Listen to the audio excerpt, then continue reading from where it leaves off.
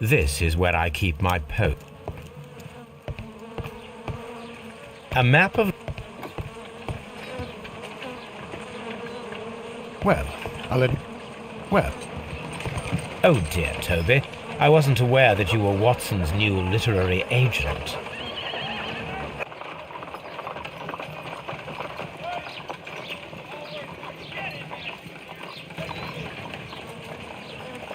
Oh.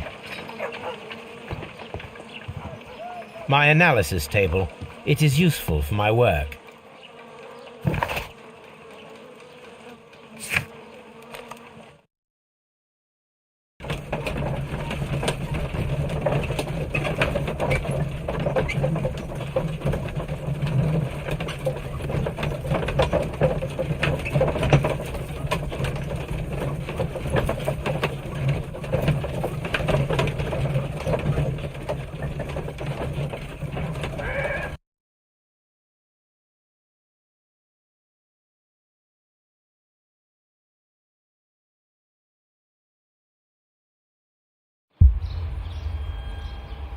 Well, Holmes, here we are at the Royal Botanic Gardens.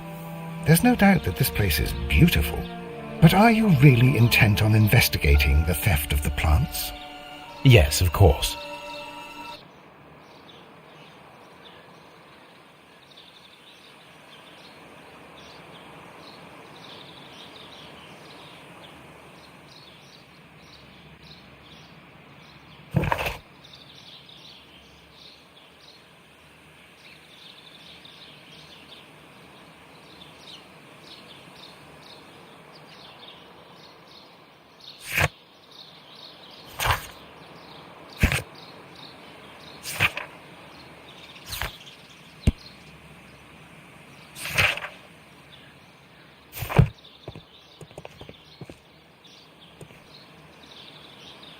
Don't touch anything else, is that clear?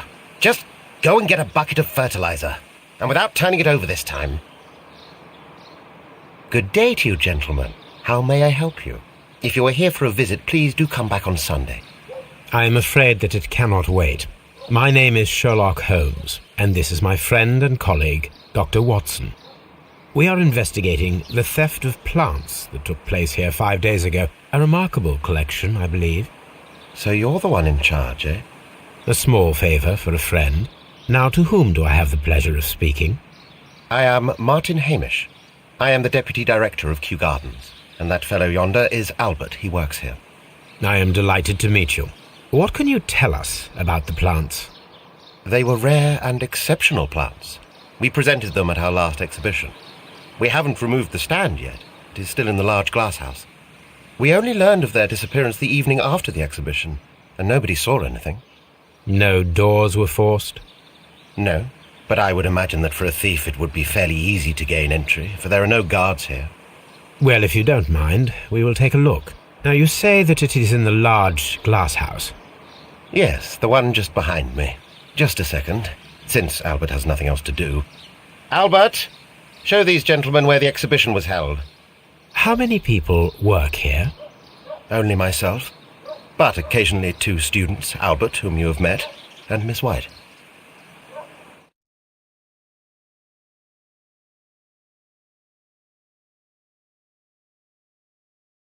Here it is.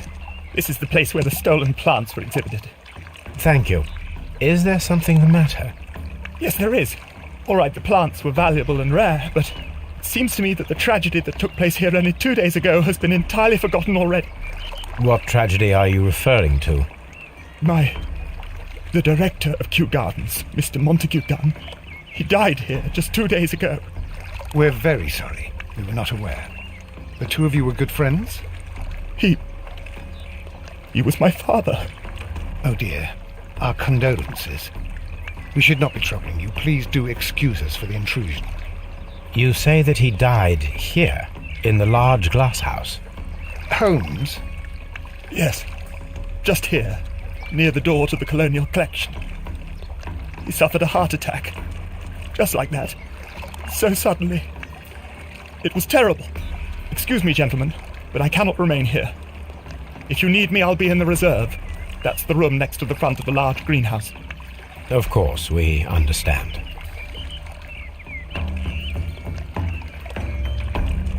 The plants were here. All of them were stolen.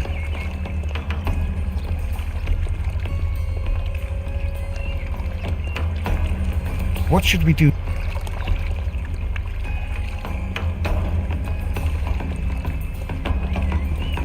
Do not touch.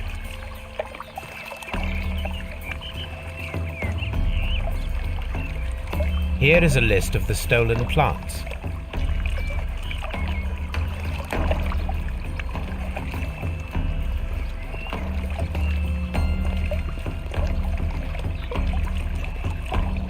These trees, with their roots in water, must originate from Louisiana. Ah, yes, the bayou.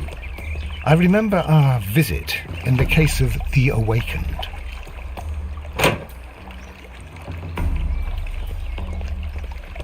According to Albert, this is where his father, Montague Dunn, was found dead. Soil. It should have come from a flower pot. The soil on the side of this flower shelf is the same as that on the ground. Fragments of a flower pot. It fell down here. Blood. This sign is broken. Something heavy was dropped upon it. Someone fell violently against this sign, and they were injured in the clash, most likely a head wound.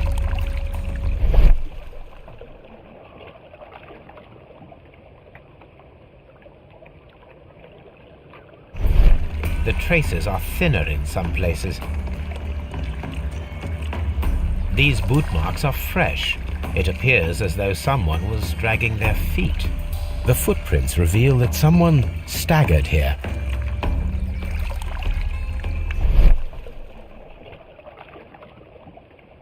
The door was smashed at shoulder height.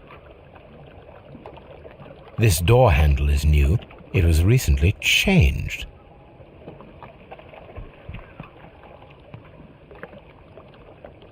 The esconsson was breached near the handle. The door was forced from the inside of the Colonial Collection Room. The handle was changed afterwards. I think this pot was broken fairly recently. A flower pot recently fell down from these shelves and was misplaced. All the clues around here are quite suspicious. I need my imagination to make sense of it all.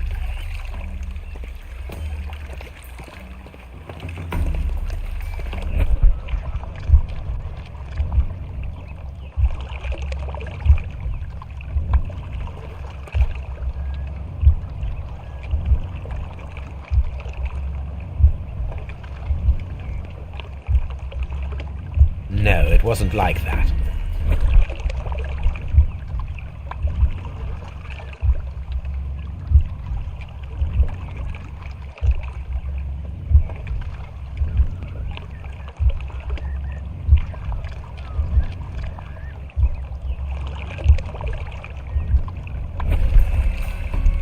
This reconstruction reveals a disturbing fact. Montague Dunn damaged the door of the Colonial Collection Room. he was in a panic, or the door was locked. Was it an accident, or a murder then, I wonder? I think we need to inspect the Colonial Collection Room.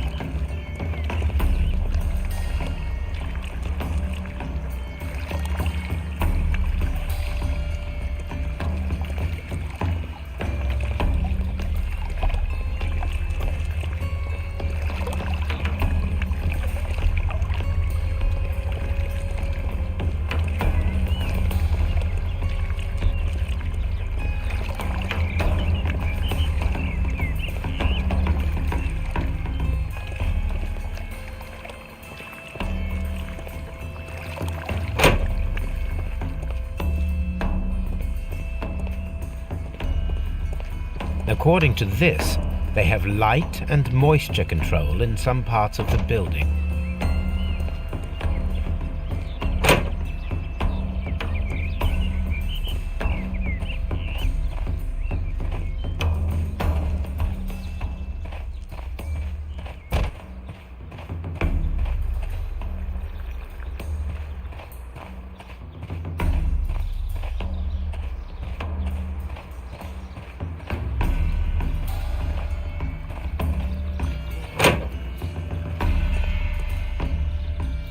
Can I help you, gentlemen?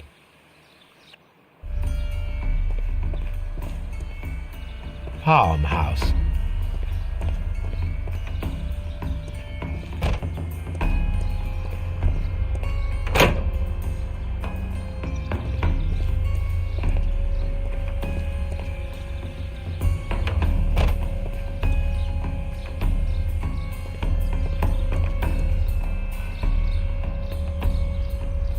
A task list for Albert, compiled by Martin Hamish.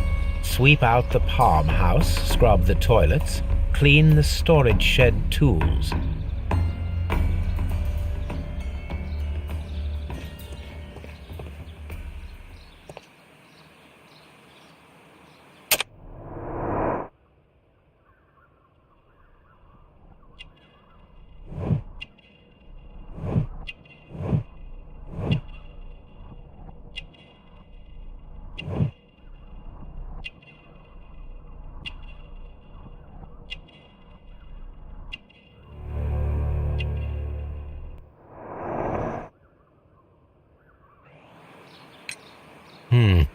Do you work here?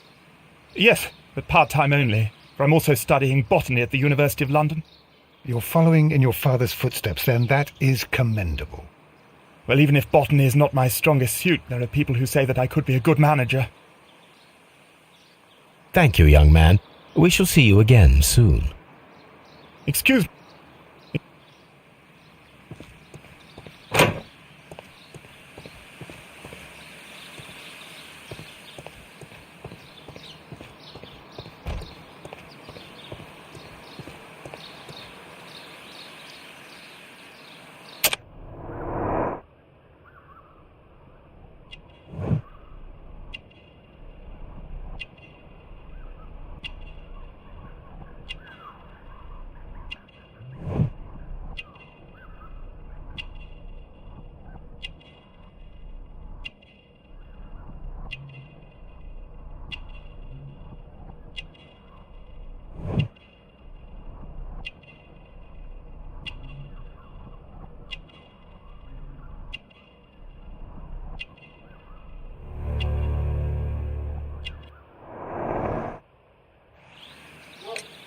Albert told us about the tragic death of Mr. Dunn, the late director of Kew Gardens. Tragic indeed. His heart attack was quite unexpected. Thank you, Mr. Hamish. We shall continue our investigation. Just be careful with the...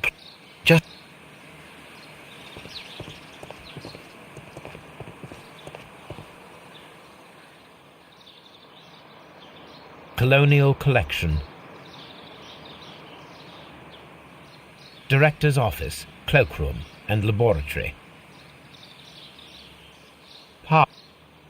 Reserve. Nursery. Water Lily Greenhouse. Dry Tropics.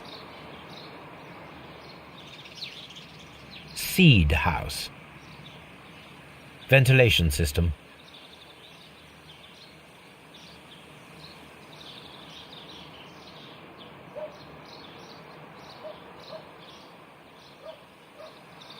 A map of Kew Gardens.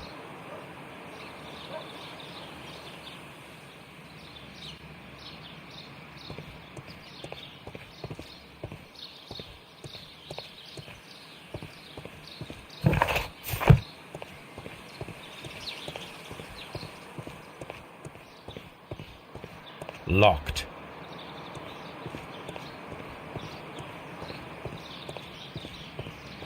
Locked.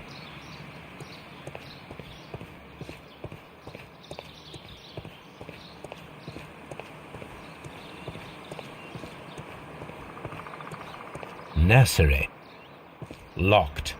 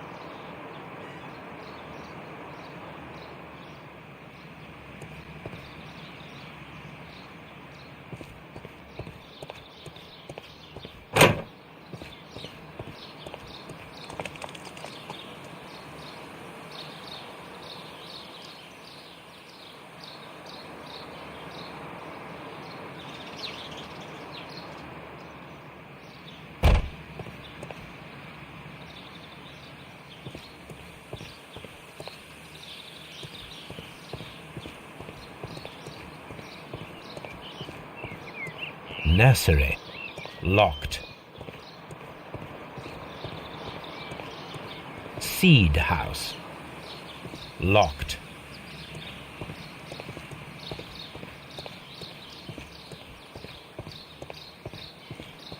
There is a smell of burning.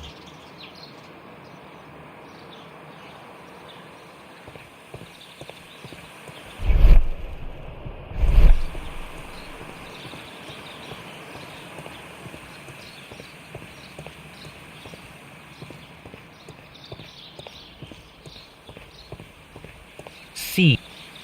Lock.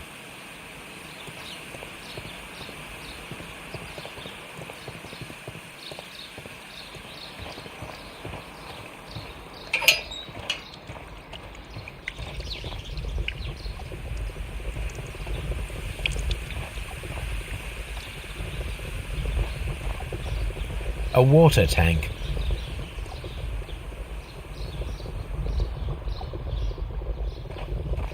A ventilation system. It should regulate the temperature of the staff buildings. A ventilation.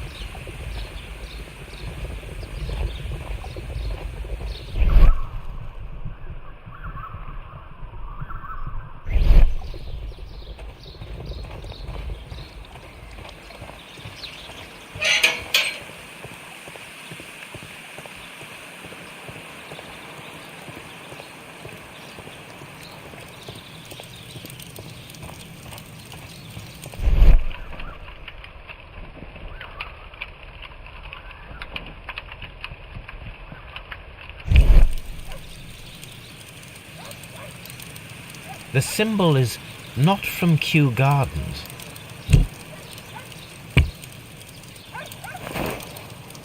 A protective mask.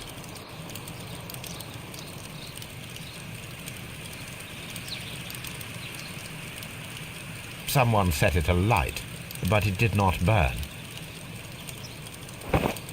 The plants were set alight fairly recently. Some have not completely burned.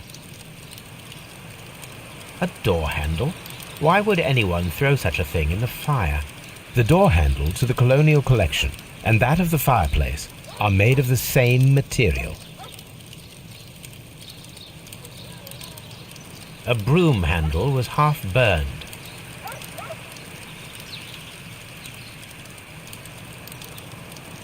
The remains of a picture frame.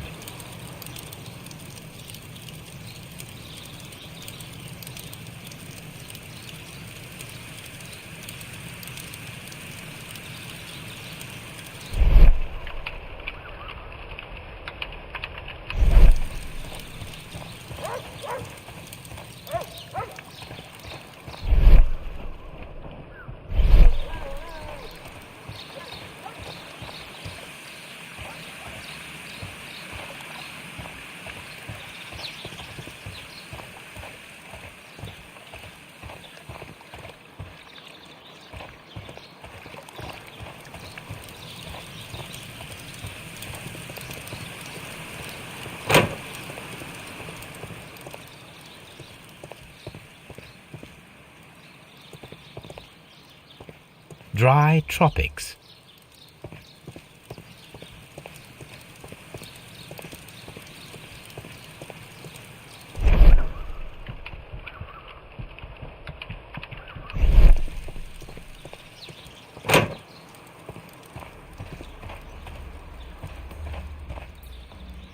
These flower pots are beautiful.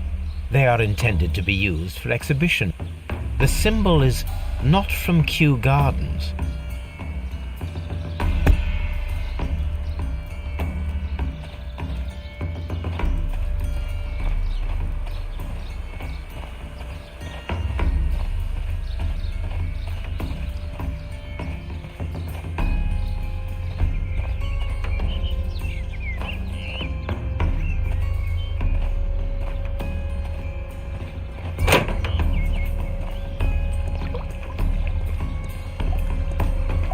Water lily greenhouse.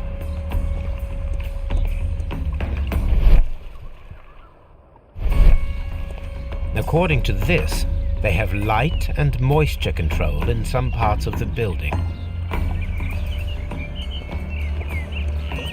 dry.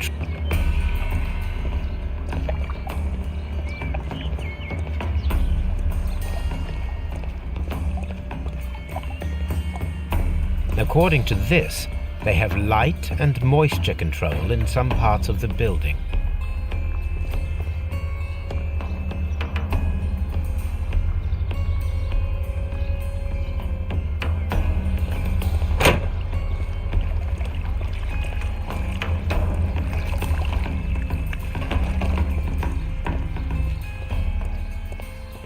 These plants come from all the territories of the British Empire.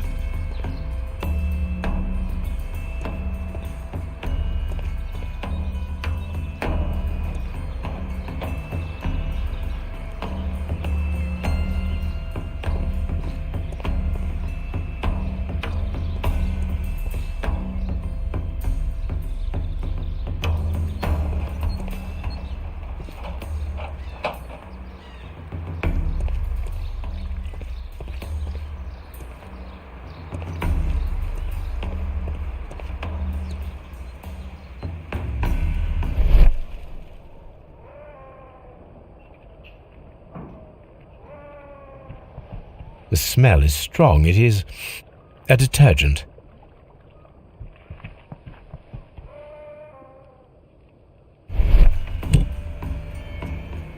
This broken fragment was the result of a heavy blow. A fragment of marble, most likely chipped from a statue or sculpture. These windows were perfectly cleaned. Part of this greenhouse was emptied and thoroughly clean. This is one of the outlets of the ventilation system.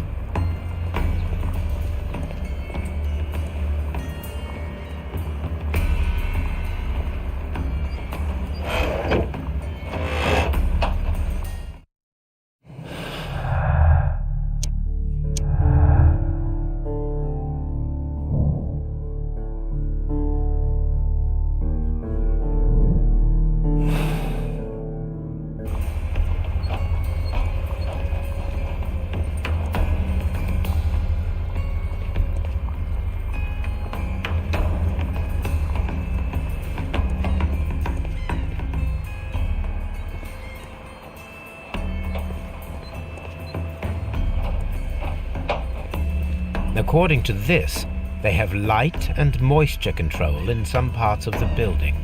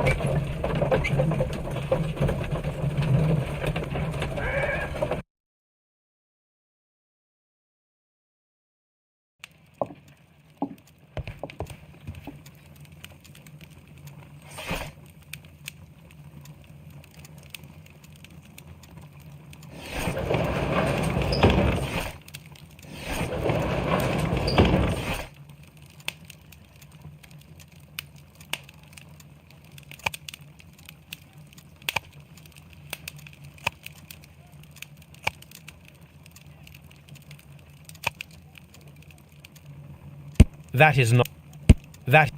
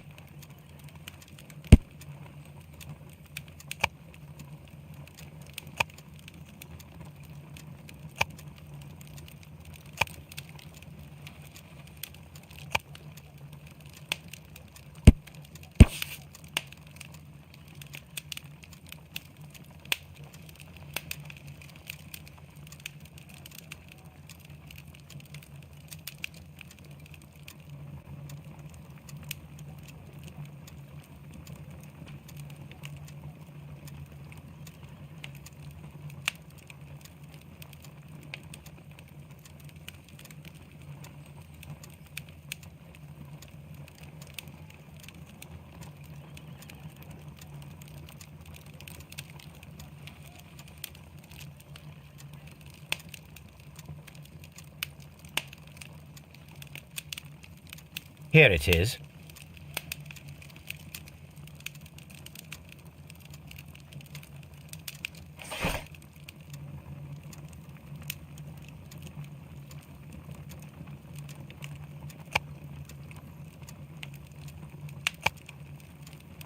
That is not the one I need.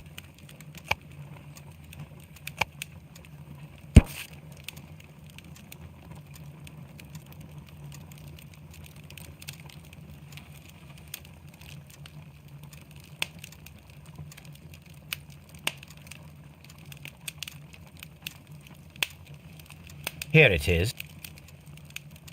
The Divine Syndicate is not a supplier to Kew Gardens. Besides, there is no address here.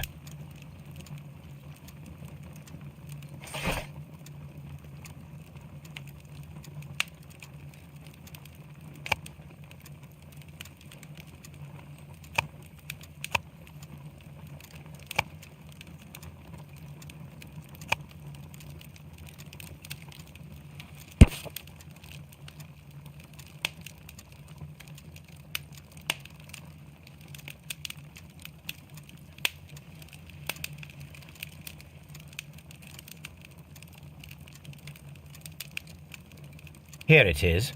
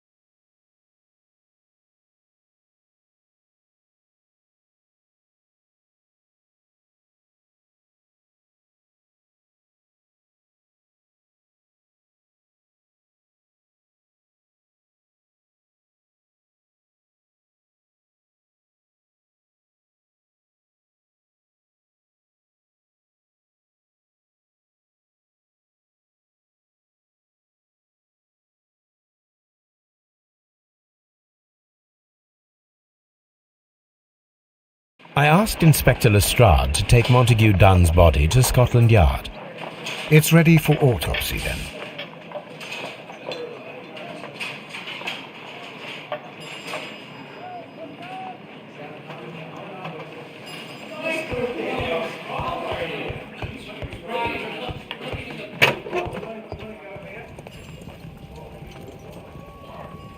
A beautiful feather pen of a good make.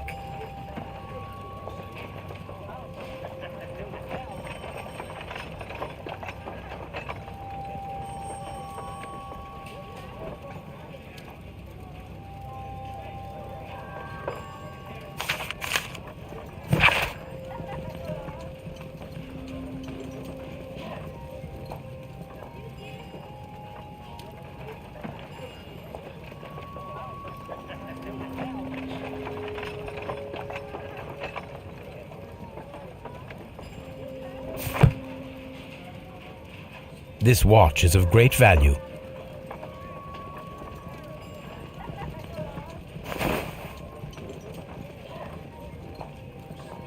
A membership card for the London Crest Club.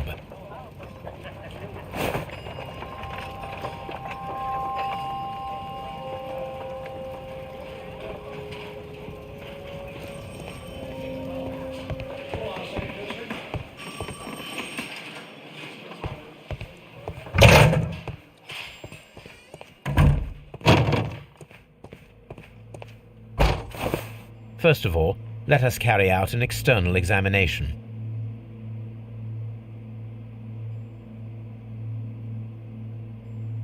There are no suspicious marks upon the chest.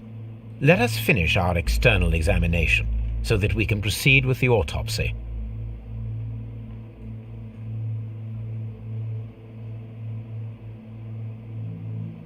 There is an injury to the skull, most probably caused by the fall in the water lily greenhouse.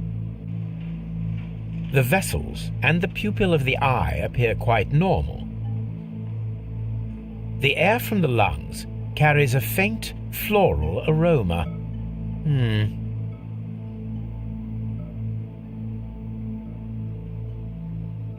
No redness, stings, or bruises. Nothing suspicious here. Now, let us examine the internal organs.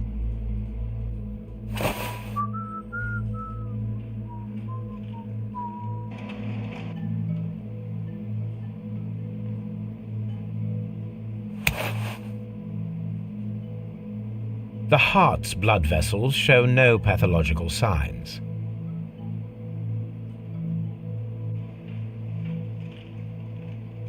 The heart tissue shows no visible pathological signs.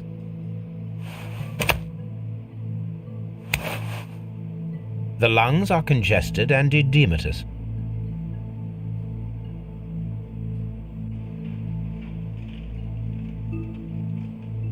The tissue on the inferior lobe of the right lung is damaged, most probably caused by toxins from an unknown plant.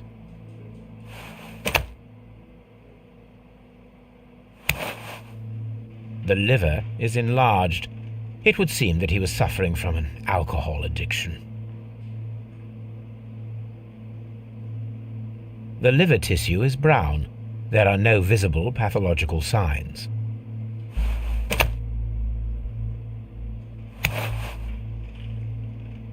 The stomach tissues show no visible pathological signs.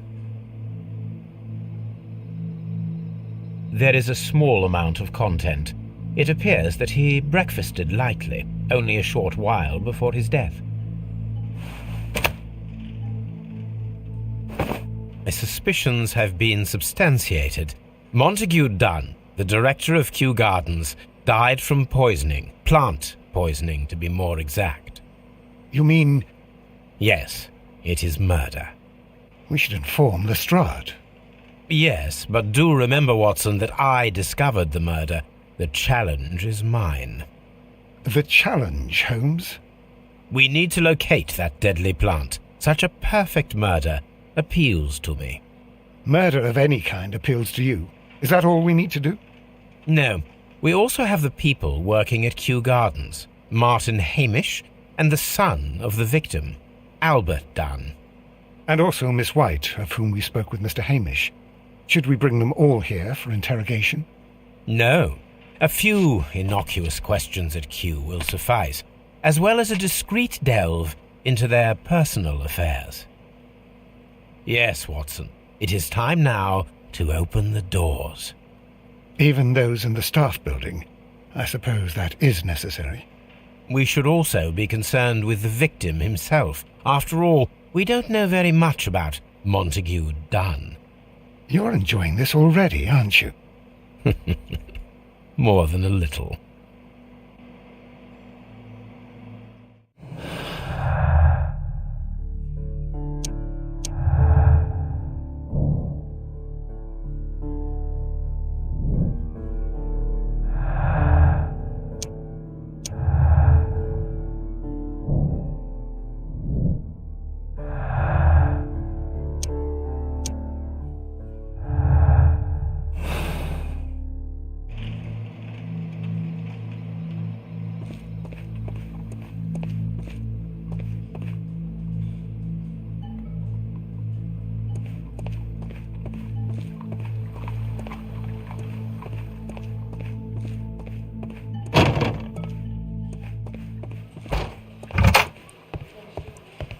Locked. Locked. Locked.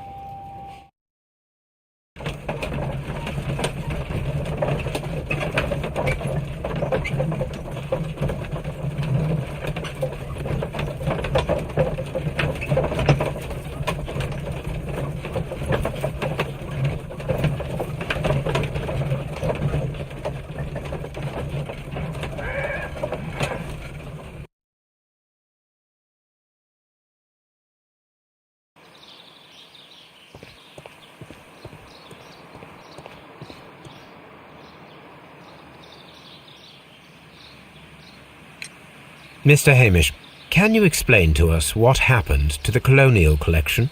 It seems somewhat depleted. But, most likely maintenance work, tidying up. You're not sure, then? But you're the deputy director. Well, I am busy.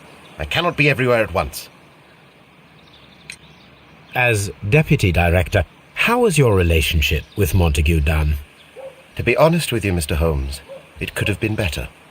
You see, every Tuesday he would carry out his inspection of the gardens, but it was solely to make an impression, great pretense that he cared at all.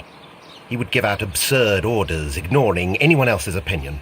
He would then disappear for the rest of the week. He was what some might call a man of action. I'd say rather he was overzealous and chaotic. So after all, it was no wonder, perhaps, that he ended up like that, if you take into consideration his kind of lifestyle. You mentioned that Mr. Dunn led a particular lifestyle. Well, it's no secret that he enjoyed, celebrating, shall we say. He was a member of the London Smart Set. He was famous for it. That and... And? He had an eye for the ladies, to put it mildly, Mr. Holmes.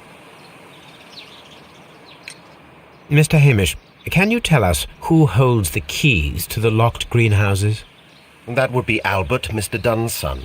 Yes, Albert keeps all the keys, and one can only imagine why. What do you mean?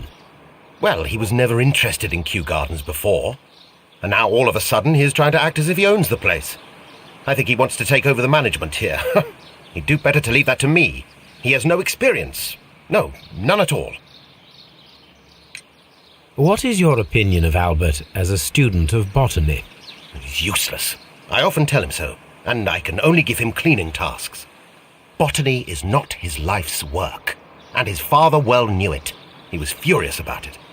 He was? Oh, yes. He forced his son to work here, and he never missed an opportunity to criticize him publicly. Are you able to elaborate on that? Well, For example, with our last exhibition here, Mr. Dunn had Albert make a presentation speech. But then, while the lad was speaking, Mr. Dunn interrupted him, asking him difficult questions, making him look like a failure. It was with the intention of making a fool of him, Mr. Holmes. That must have been terribly humiliating. Yes, he was crushed, and he had to leave. Everybody was making fun of poor Albert. That is, except for Miss Margaret White, who is such a nice lady and who always takes pity on Albert. You mentioned a Miss White. Would you tell us more about her? She is a student who works here part-time. She is quite charming indeed. She possesses a great talent for botany. You should take a look at some of her experiments that she carried out in the laboratory. Ah, if only she were not so naive. Why naive? The way she used to flutter around Mr. Montague Dunn. And he couldn't help but be flattered by all her attention. How could an intelligent woman such as Miss White not see through his game? I can only scratch my head and wonder.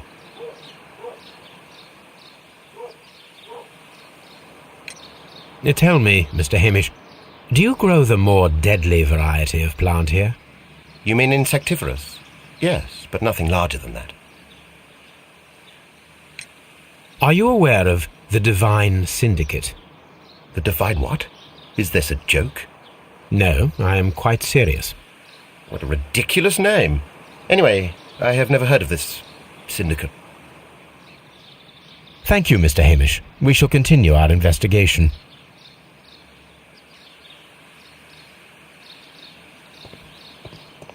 Locked.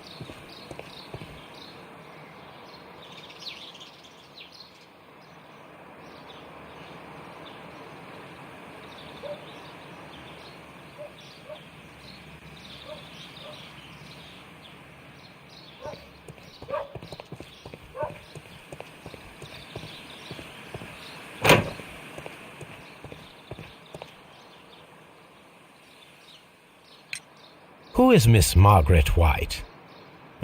She is the young lady who studies with me. She visits here sometimes to help out with the greenhouses. In fact, she should be here today. She wanted to work at the seed house. That's the small greenhouse across from the large glass house. We noticed that a part of the colonial collection has been cleared. At the moment I'm just dealing with the storage room. I don't know much about the other rooms. I imagine that your relationship with your father may have been a strained one. Yes. I cannot say that he was a kind man, for he never listened to me at all. He forced me to work here. But now, after his death, I've been pondering it over. Perhaps he wasn't so wrong about me after all. I have to follow his path, and I have to manage Kew Gardens, and I can do it. I can be as good as any other who works here. Would you please tell us about Martin Hamish, the Deputy Director? Well, I have to tell you that Mr. Hamish is not and has never been the Deputy Director of Kew Gardens. My father would not have tolerated it. Indeed? That is most interesting. He told us that he was. Yes, because he believes that the management should be passed down to him now that my father is dead. But in actual fact, Mr. Hamish only has the honour of being the garden's longest-serving employee. In fact, if we are to think logically at all, it should be me who takes over the management of Kew Gardens. Do you not have a good relationship with Mr. Hamish? I suppose so. But we have very little in common. Mr. Hamish loves his plants and Kew Gardens, and I cannot say that I share his passion. I see. And how was his relationship with your father? Oh, he hated my father. It was obvious. He would be furious whenever my father boasted of Kew Gardens in the newspapers or at conferences. He was convinced that my father was stealing all of the credit for himself. But my father treated Mr. Hamish in the same way as he treated anyone, dismissively, with indifference. Tell me, have you ever heard of the Divine Syndicate? No, I cannot say that I have. Do you hold the keys to all of these locked doors? Yes, you can have them. But I cannot give you the keys to the cloakroom. The employees' effects are private. I am sure you understand. Thank you, young man. We shall see you again.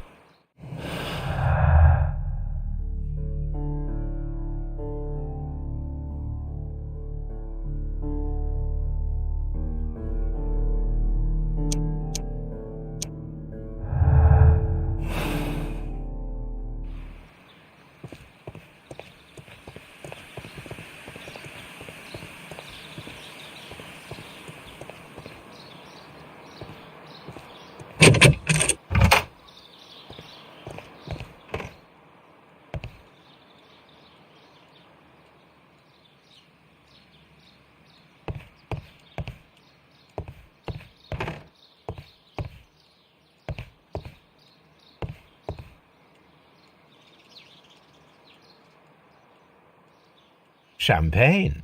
Montague Dunn had good taste.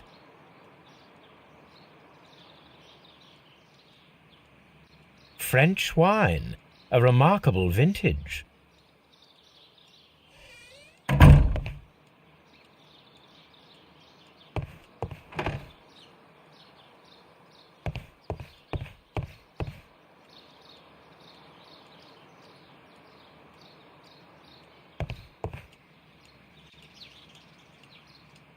Newspapers discussing Kew Gardens.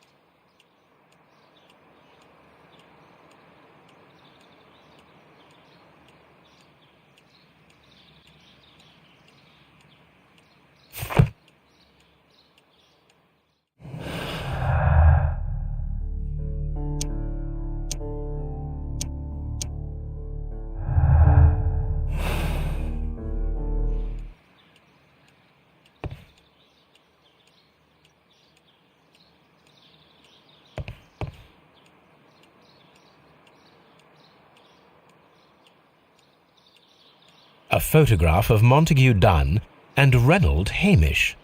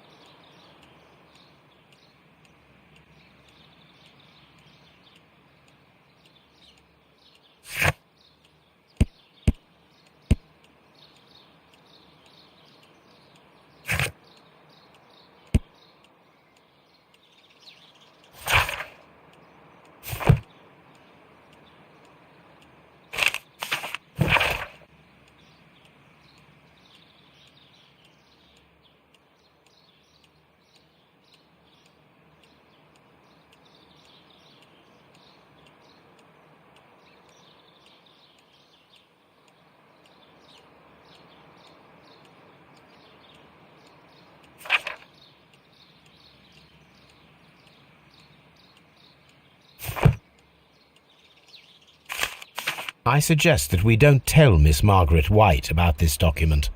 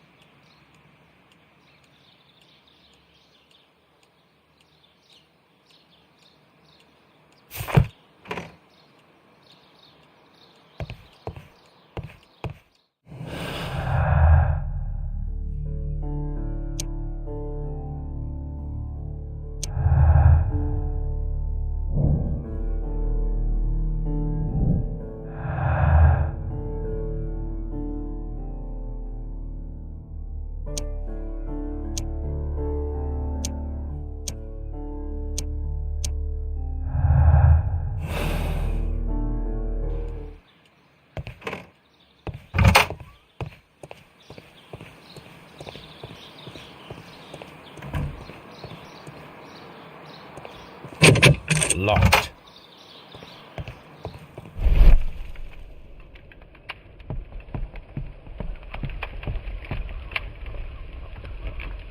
There was a bottle here. It left behind a trace of the substance that pervaded the laboratory. Gold dust? Good heavens.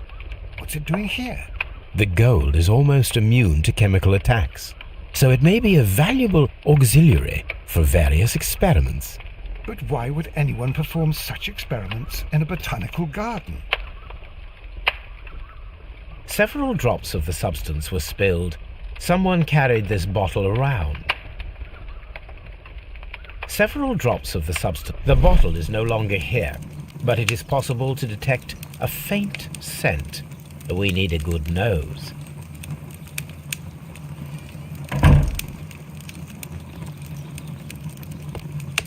Locked. Holmes, Albert Dunn didn't... It does not matter.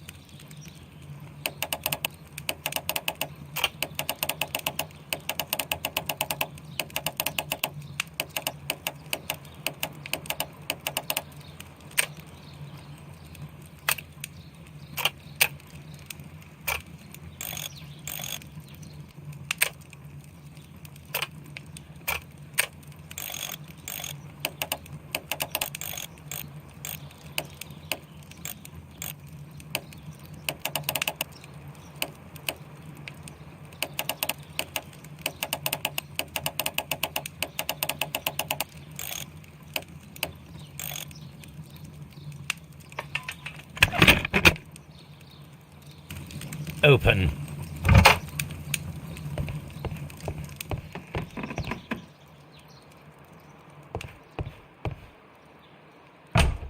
Miss White's locker.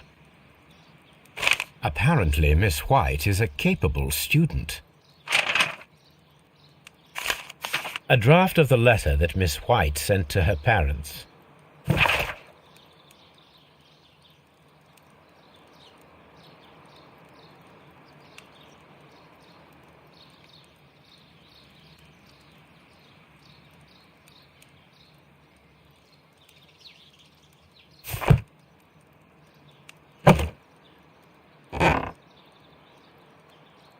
These jewels must be worth a small fortune. A vanity purse. It is of high quality.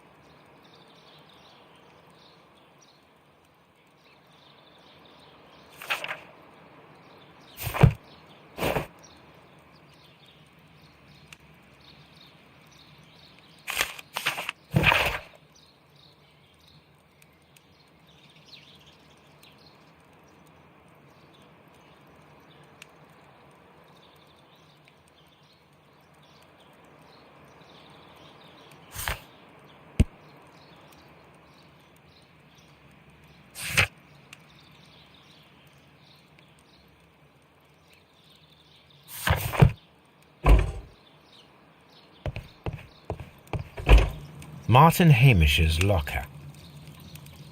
A review on rare and exotic plants. Martin Hamish has written several pieces.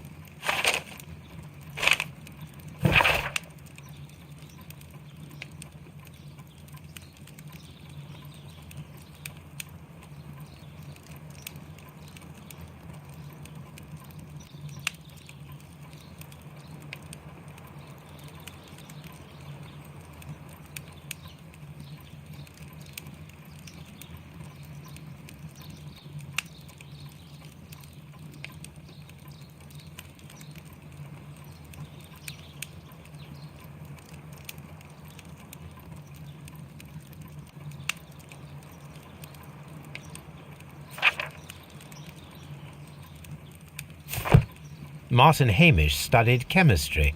Interesting.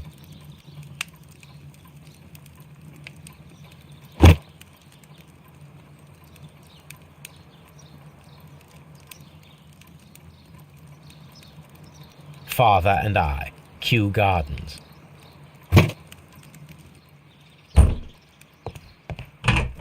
Albert's locker. A rejection letter from the British Royal Naval College.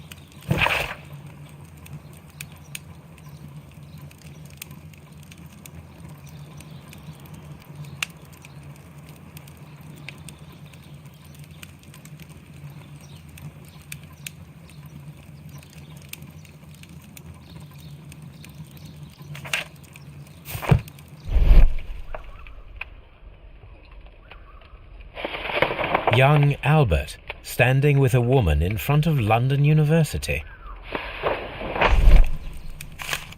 Young Specialist Albert Dunn.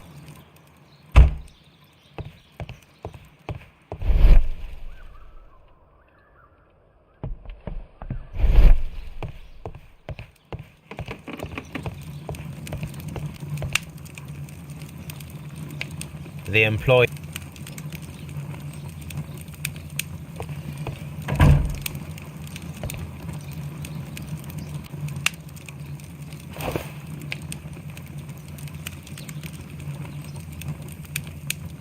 A botany book.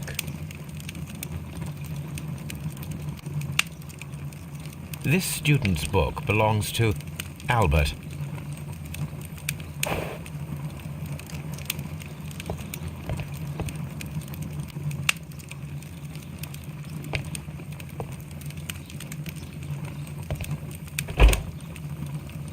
Chemicals, a sufficient quantity for some serious experiments.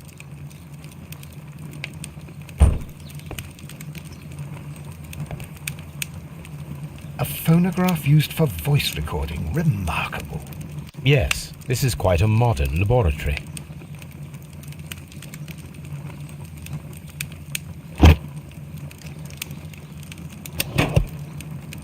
And it seems clear from these multiple experiments that plants to respond to their environment and have a form of consciousness. Margaret White, February 1895. Report number 245. Study report.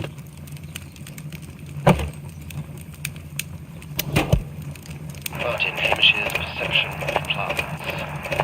The notion of communication in the plant world has long been considered marginal, yet I remain convinced that some plants do indeed transmit chemical signals in the event of attack. A study report by Martin Hamish.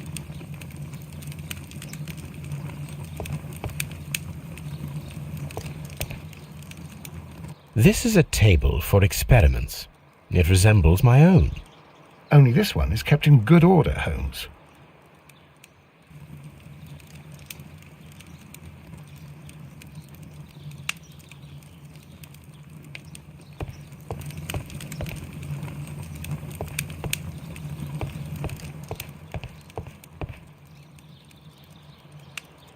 It appears as though the protective equipment is missing from here.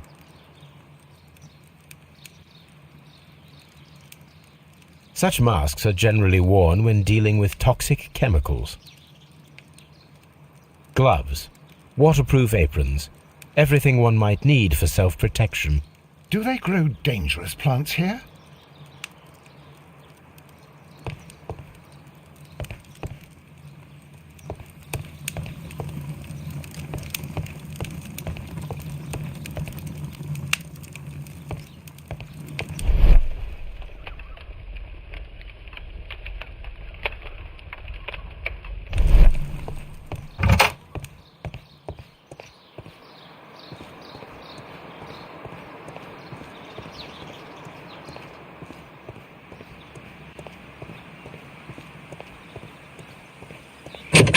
Locked.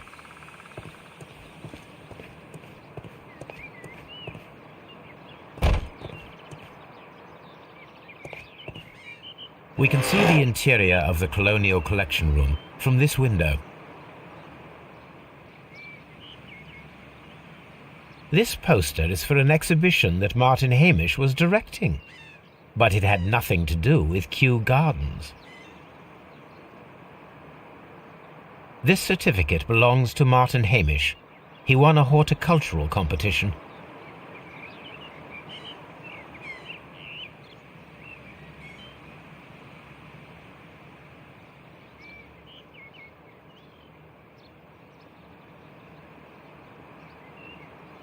A glasses case. It is empty.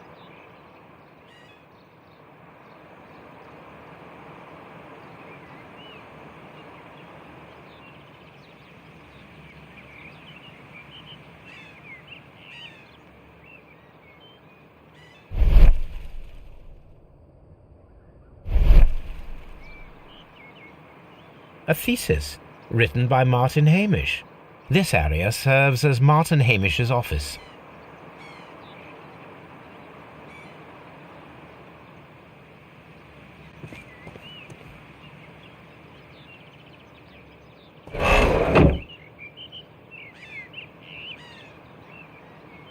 An award presented to Martin Hamish for Best Grower of the Year. A master's degree diploma.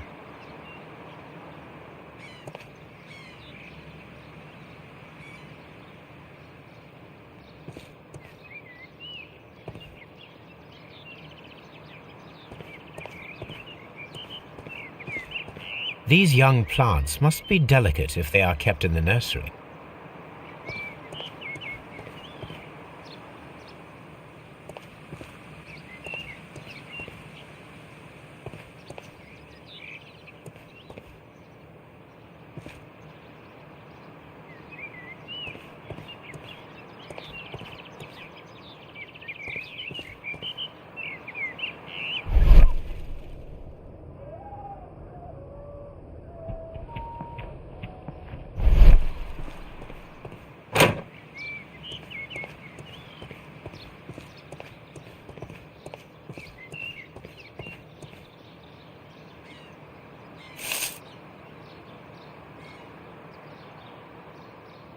I am curious if the marble that we found will fit. Here it is. The marble fragment that we found in the Colonial Collection Room is what they have in common. It is a bust of Montague Dunn.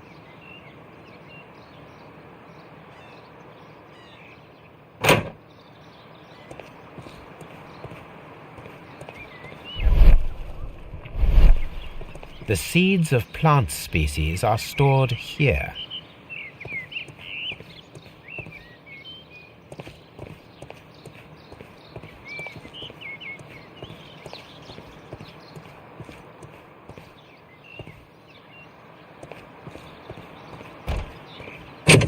Locked.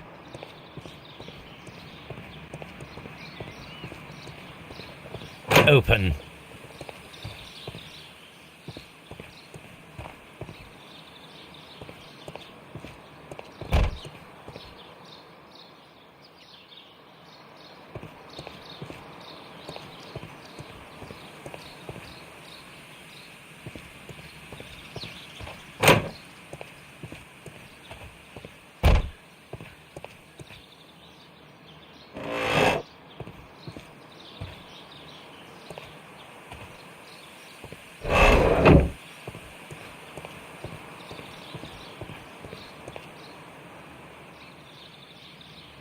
These leather gloves are new and of good quality.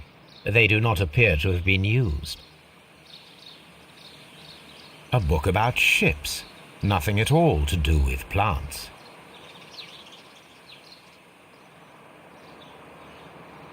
Materials for college study.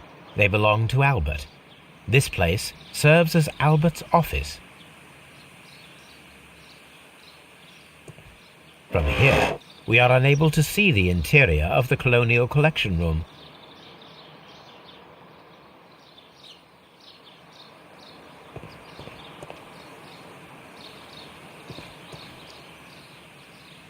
Good day to you, miss.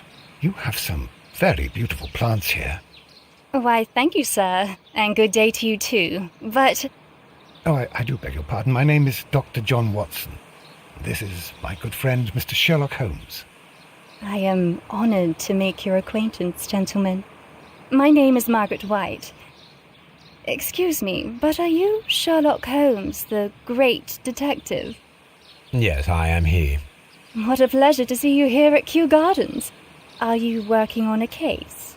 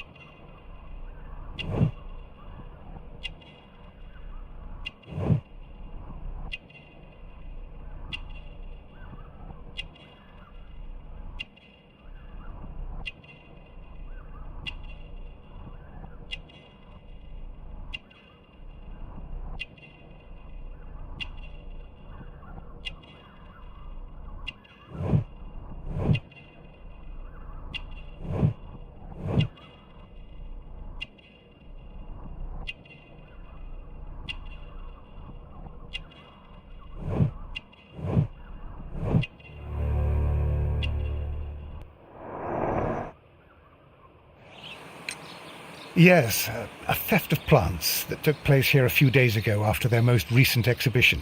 Oh yes, of course. I quite forgot about that. Oh, it's quite understandable that you might forget about the theft of the plants, miss, after the tragedy that took place here. Yes. The director was a truly good man. It is such a terrible misfortune. Would you happen to know why part of the Colonial Collection was cleared? No, I have never been there. Do you work here? Part-time only. I am a biology student at the London University. I attend the same classes as the son of Mr. Montague Dunn. That is how I found my chance to work here for part of my thesis, you see. It is a great honour. How well did you know Mr. Montague Dunn? He was a master. a great leader. I saw him almost as a spiritual father. He had an exceptional nature? Oh yes, indeed. He was always so active and so optimistic, and very nice to me. Although he could behave harshly towards his son. Why so? He loved his son dearly and wanted the very best for him. It made him extremely demanding. Albert, who is naturally shy, suffered because of it. The Divine Syndicate. Does that name mean anything to you, by any chance? Not at all. But it is a very pretty name. Most of the doors in Kew Gardens are locked. Do you have a key to this room? Oh, yes. Albert gave me a set of duplicate keys. He agreed I might carry out my studies without disturbing him. It is only temporary. Thank you, miss. None of the 3 people who work at Kew Gardens know why half of the colonial collection was cleared. So, someone is lying. It is obvious.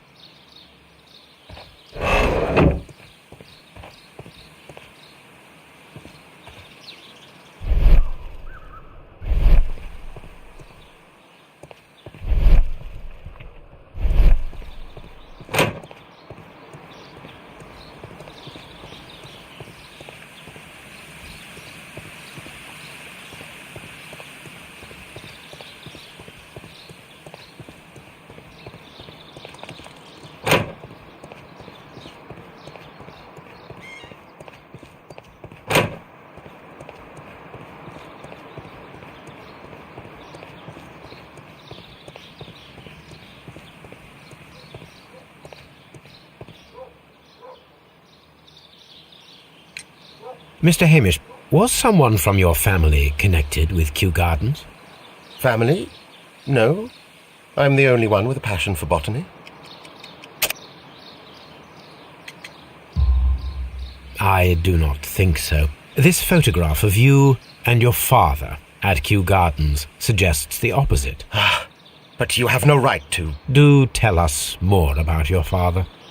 He was, indeed, the greatest botanist of his time in the British Empire. He worked together with Montague Dunn until the end of his life. He brought me in at the age of 12. Did he get on well with Mr. Dunn? No, I couldn't say that. They expanded Kew Gardens together, that was all. And it was all my father's work, for Dunn always lived the high life. So Mr. Dunn was not helping your father? Oh, yes, he provided the financial support. And as far as he was concerned, that fulfilled his role. But the worst of it was, he declared himself as the master of Kew Gardens. Fame meant nothing to my father, so it was easy for Mr. Dunn to take all the credit. There is a bust of Montague Dunn in the nursery. A bust? Oh, that old thing. Further proof of that outrageous ego of his. But why in that room in particular? Oh, I don't know. It has always been there.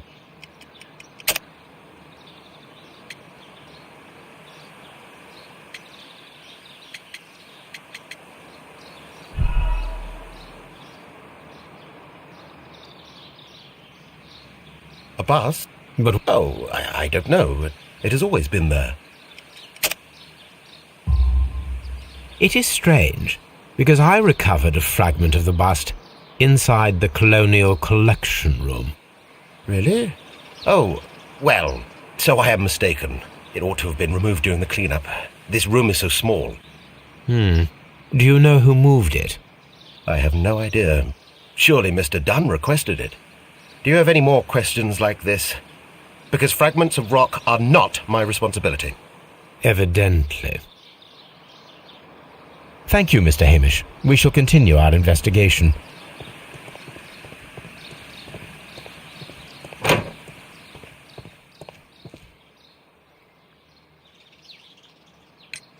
I perceive that you are passionate about the Royal Navy. Passionate? No, not really. I like ships, that is all. Are you quite sure? You do not seem to be so interested in plants. It's difficult, that's all. My future is here. It has never been about anything else. And yet I know that the Royal Naval College rejected your application. Ah, you truly are as clever as they say. Yes, that's correct.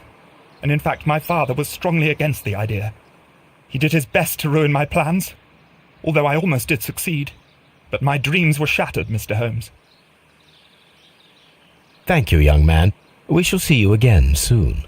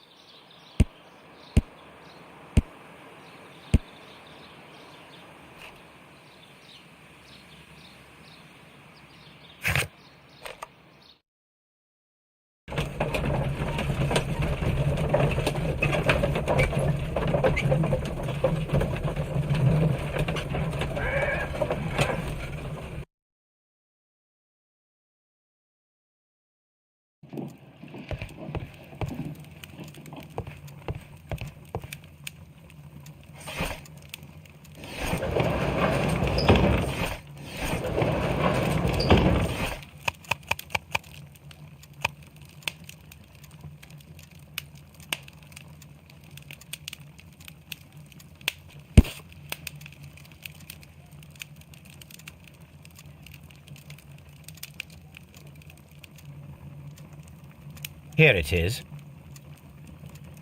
And here is the Divine Syndicate's address. Perfect.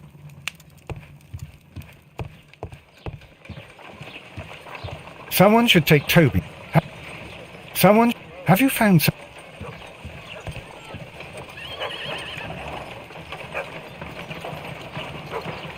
Come on, Toby. We have some work for you to do. Let us go to Kew Gardens. Oh dear, Toby.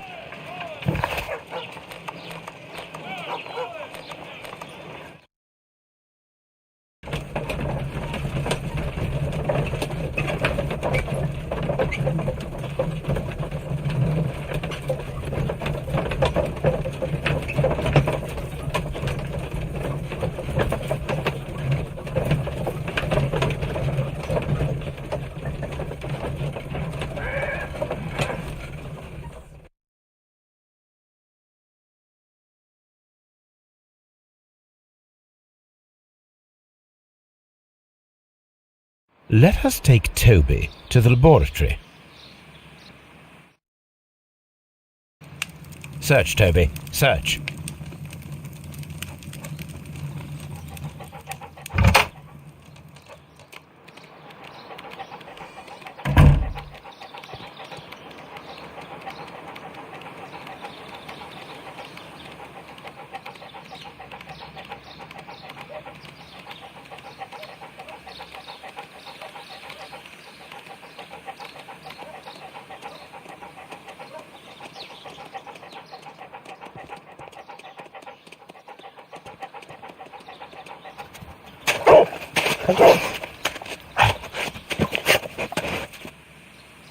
Congratulations, Toby.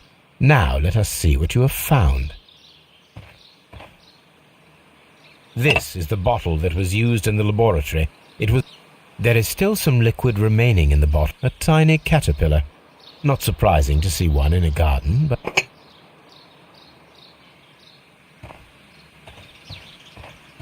Brave.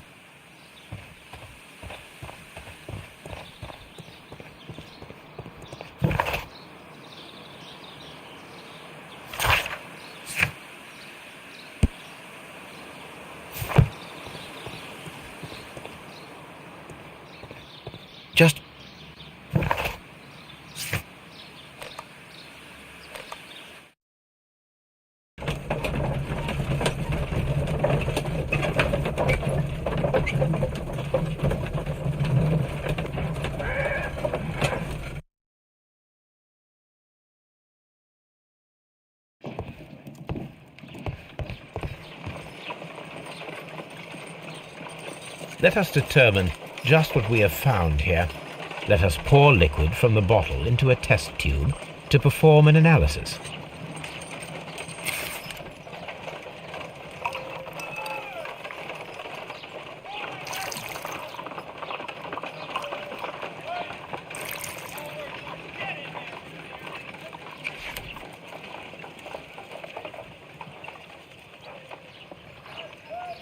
A colourless, water-based liquid.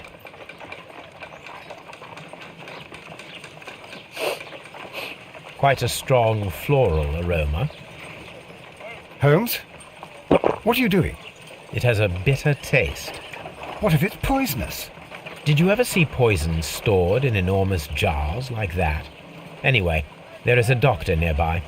So what do you think it is? It is some kind of organic compound. Let us vaporize the liquid and see what happens.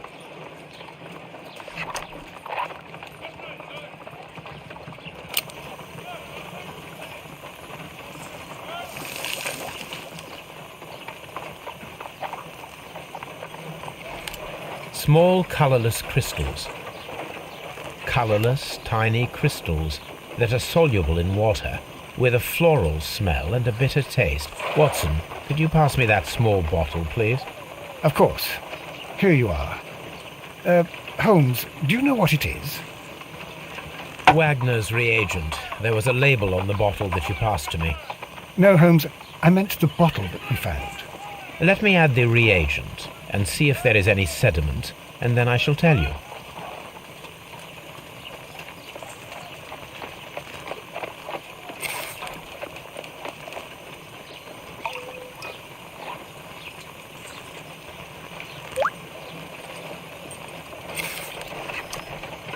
Red sediment, just as I suspected.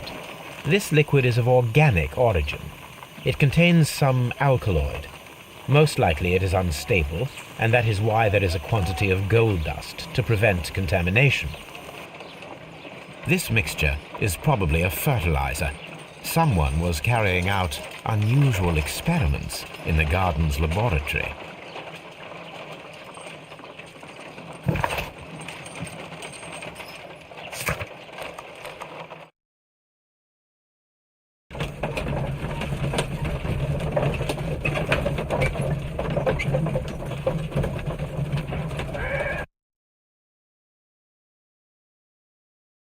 This place is beautiful, Holmes.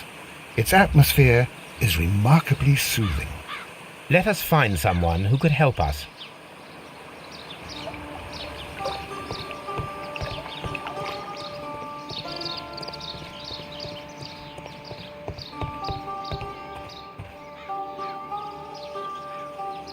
Good day to you, sir. My name is Sherlock. I am exalting the sap. A while can you wait? From the trace of elements and therefore, there. Completed is the... We are two gentlemen who are...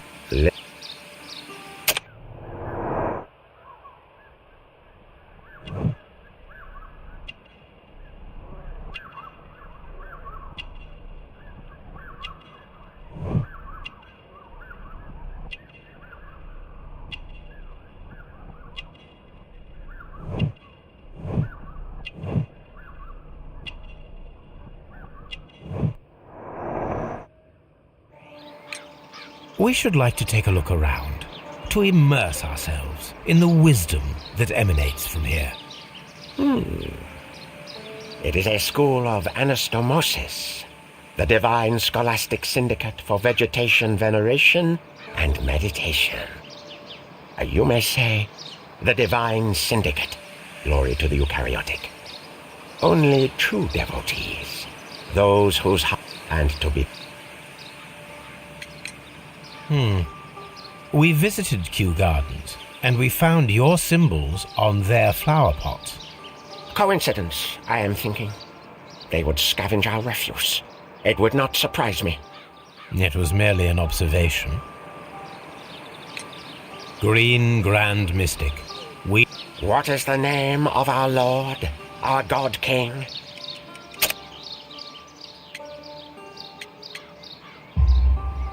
Our God King's name is Trewan, Green Grand Mystic. Hola! Good, I like you. Here is the holy key to the wisdom place. Holy donation can you make whenever you so wish. Thank you so much. I pray you to taste our fertilizer substance. From the burdens of life it helps to free. But of course. Raw sap, it is called. It is near the entrance. Well, we will leave you to your meditation.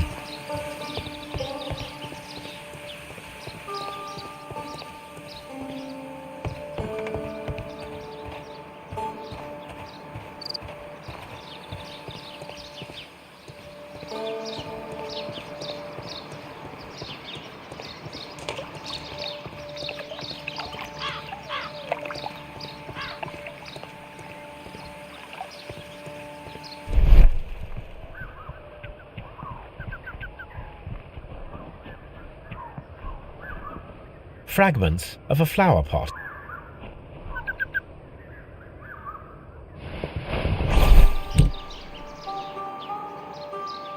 The Kew Gardens symbol.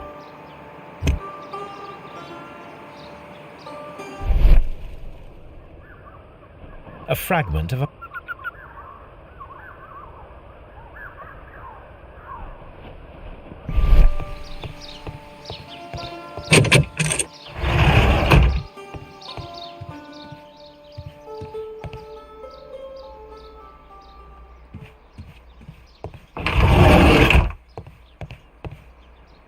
That should be the raw sap that the Green Grand Mystic spoke of. It is rather delicious, and of an excellent quality. My word, Holmes. Their sap is like a form of cocaine.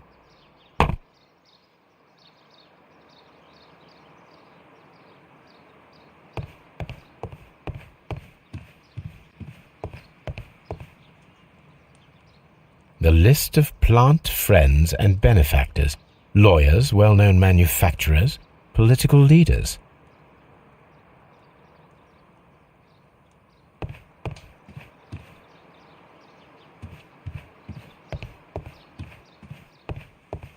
You came to make a donation? I was afraid. This must be Trewan, the Divine Syndicate's god.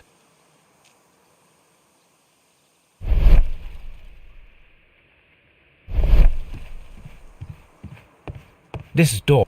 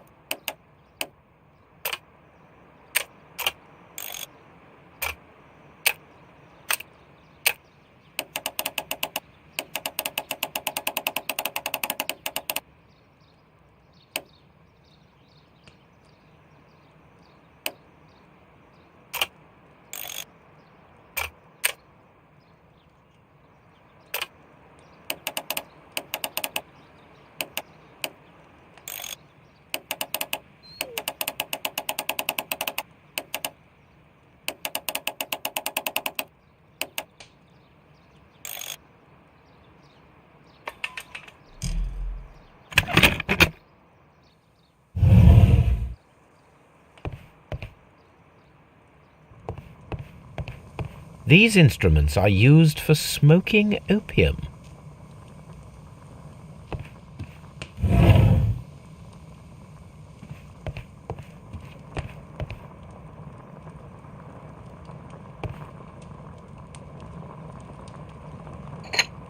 This substance is an alkaloid, the same as in the bottle we found in the bushes at Kew Gardens. This cabinet is full of chemicals. That would be enough to perform the most difficult of chemical experiments.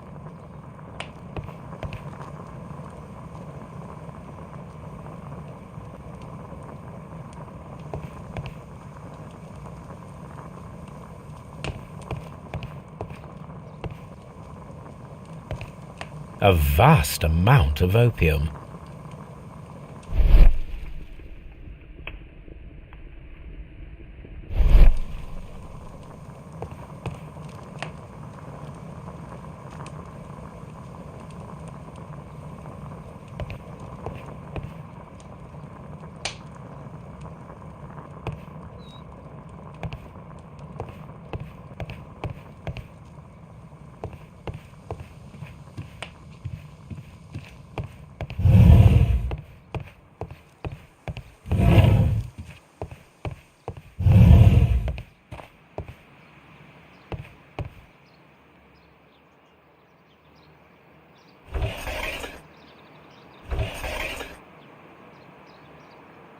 Caterpillars. They are raised as food for certain plants. Let's take them.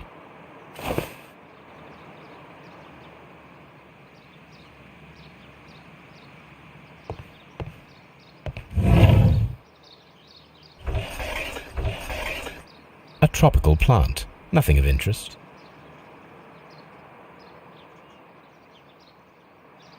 A tropical plant. Nothing of interest.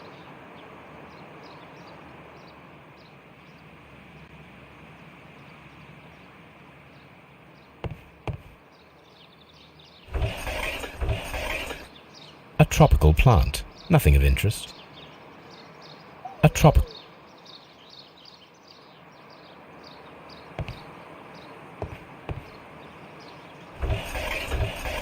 tropical plant. A tropical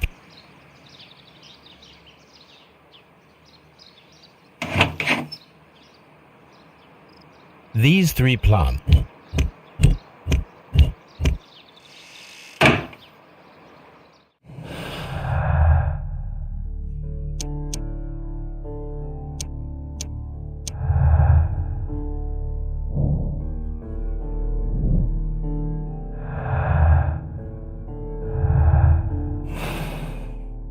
Perfect, Watson. We can begin our experiment.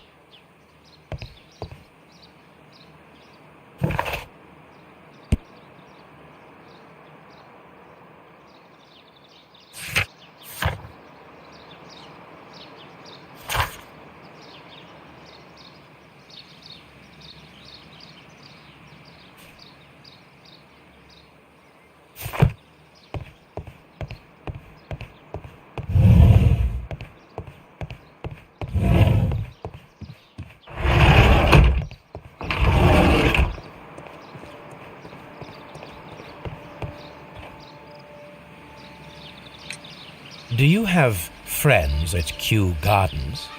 None. Not worthy there.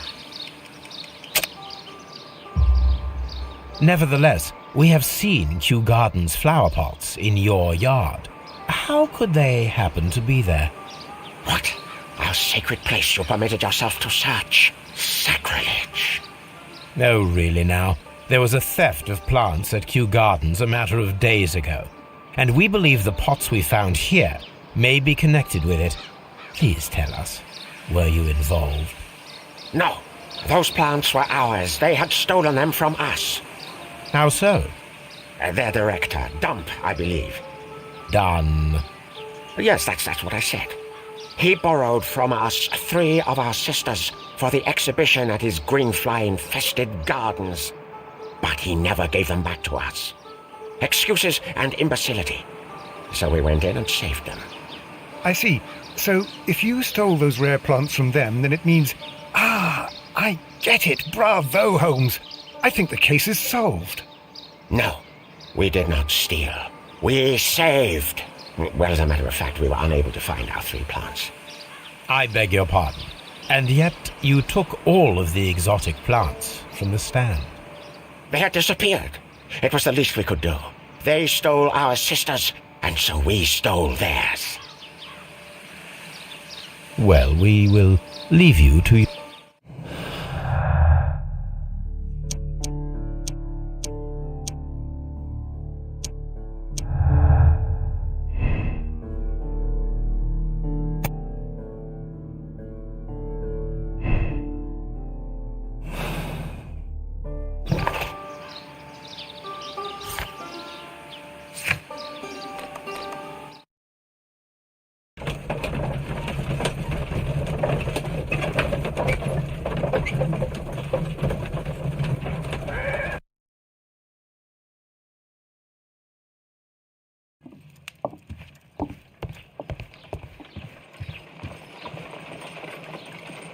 I imagine that one of these plants would be capable of releasing a toxic vapor.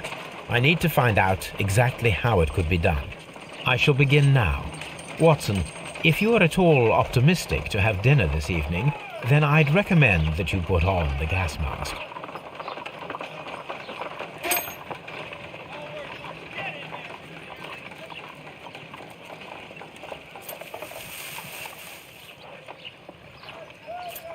No reaction. My word! It shot a spike at me after I stabbed it with a pin. I imagined that its reaction would be ferocious if I increased the strength of my attack.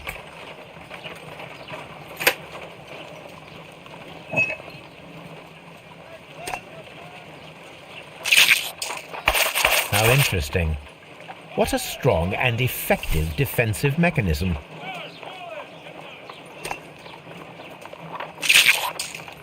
I find the behavior of predators utterly fascinating.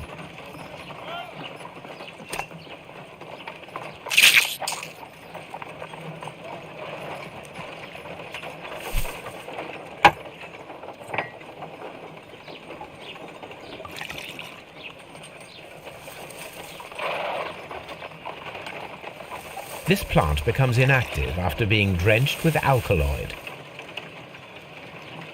This plant becomes inactive after being drenched with alkaloid. It appears to open after being soaked with alkaloid.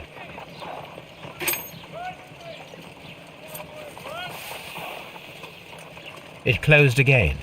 I believe I saw a small cloud of gas. I wonder what secrets this plant is hiding. Perhaps if we agitate it to a greater extent whilst it is opened, it will reveal a little more. I am interested in what might occur if the prickly plant should shoot at it.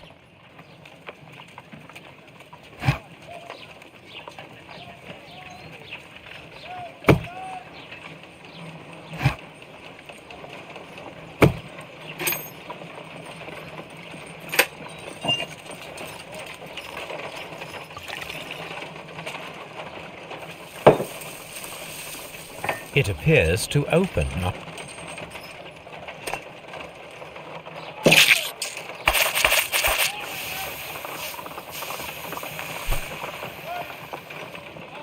Toxic gas with spores.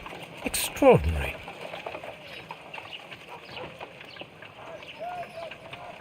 The plants would be capable of killing only if they were directly next to the victim and stimulated at precisely the right moment. Let us take our caterpillars to the Colonial Collection Room. We may see things more clearly there. It is too early, Watson. Our suspects will be there. Let us investigate Kew Gardens one more time and ask some questions.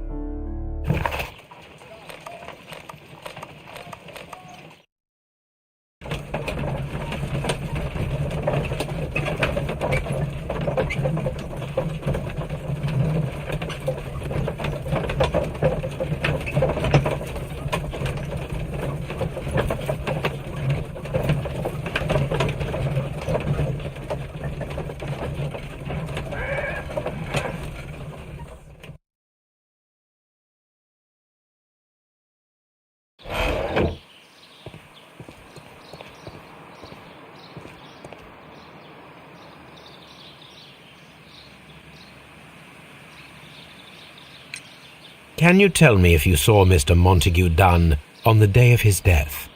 Yes, of course. I met him, and we went to see Albert, his son, at around 9:30. He appeared quite calm. What were you doing on the morning of the accident? After paying multiple visits to Albert, I had a little talk with Miss White. Then I returned to my desk to complete some paperwork. Suddenly I observed that Mr. Dunn was not feeling well, so I ran immediately to fetch Albert. I clearly remember that it was around 10:30, for I was late that morning. Thank you, Mr. Hamish. We shall continue our investigation.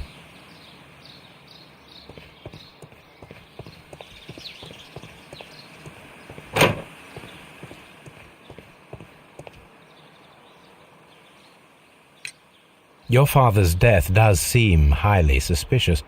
What were your movements here on that day? Suspicious? Well, I was working in the seed house, taking care of something, or Lear Pontus, or... No, wait. These Latin names. And I spent so many hours trying to memorize them. Did you see your father that day? Yes. He came here with Mr. Hamish for his weekly visit. There was nothing unusual about that. And then? Nothing. They stepped out to the backyard. It was perhaps 20 minutes before 10 o'clock. Then about 10 minutes later, I saw my father heading for the dry tropics room while Mr. Hamish returned here.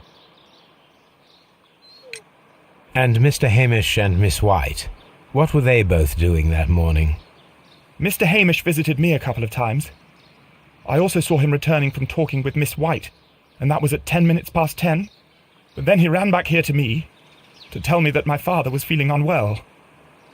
We hurried across to the water lily room, and I found my father lying dead on the floor.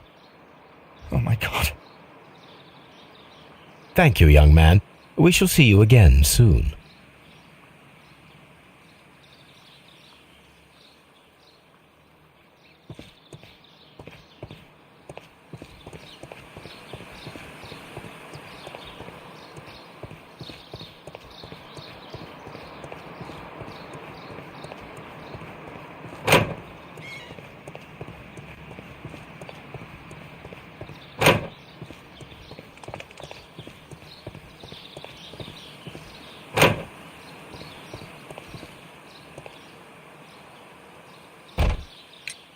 Can you tell me what Mr. Dunn was doing upon the day of his death?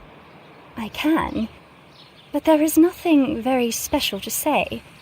I was in the laboratory when I saw Mr. Dunn heading towards me. Tuesday is the day of his weekly visit. It was supposed to be at 9, but he was 10 minutes late, as usual. And then? Well, he came in to say good morning. Then I saw him spend 2 or 3 minutes by the plants outside the laboratory. After that, he ran out in the direction of the nursery, where Mr. Hamish was working. He was always in a rush during the inspection, you see. I would pity anyone who stood in his way. And that was the last time you saw him? Yes. I stayed in the laboratory until 20 minutes to 11, when I heard the cries of Albert and Mr. Hamish from the large glass house. I joined them as soon as I could, for I knew that something must be very wrong. What exactly were you doing in the laboratory? I was recording an experiment for my thesis. I only stopped my work once when Mr. Hamish visited me briefly around 10 o'clock. You say you were recording an experiment when the tragedy occurred. Might I listen to the roll? Oh, certainly. Please do. You will find it in the laboratory. It is number 320. Thank you, miss. Everyone has gone, Holmes. The way is clear.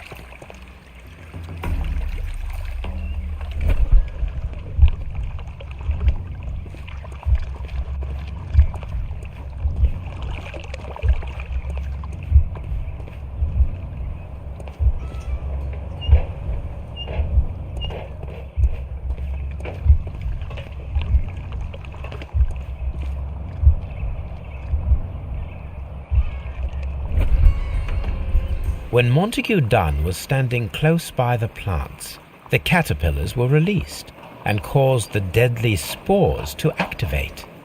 Panicking and likely already half asphyxiated, Montague Dunn started back and knocked over the bust. He rushed to the door, but it was locked. He had to force it open with his shoulder. We already know the outcome.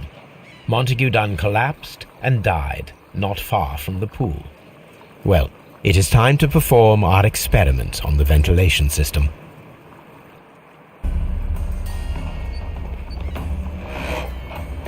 The caterpillars could only fall from the ventilation duct.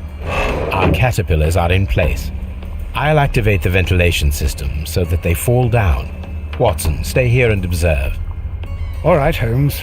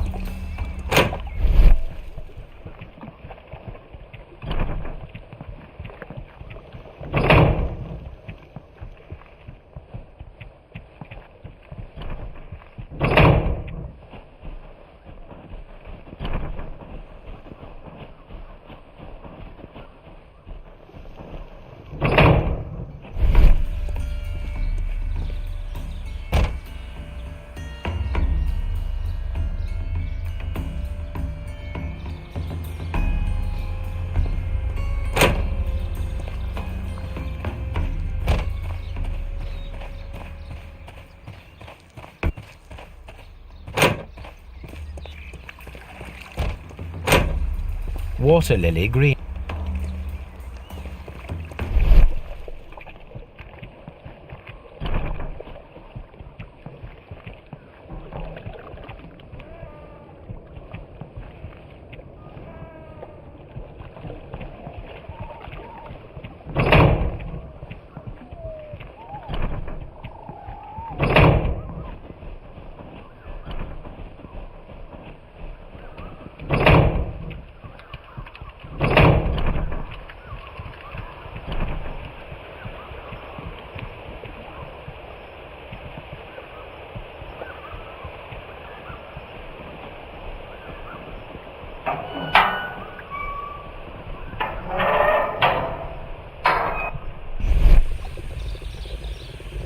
The power is on.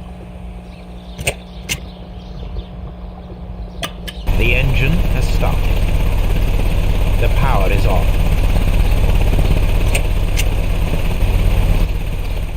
The ventilation system is working.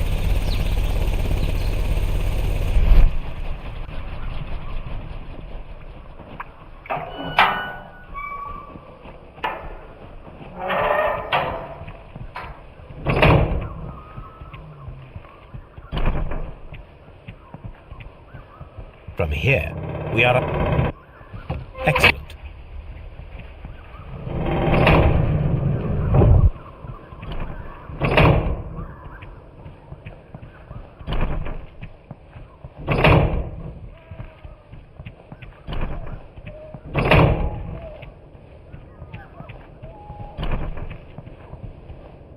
We can see the interior of... Perfect. Now I just... It works perfectly, Holmes. Bravo. Now, if you could just help me to get rid of these caterpillars. Perfect. Now we know how the murder of Montague Dunn was carried out, by activating both Albert's and Mr. Hamish's fans. But only from Mr. Hamish's workplace would it be possible to see when Montague Dunn entered the Colonial Collection Room.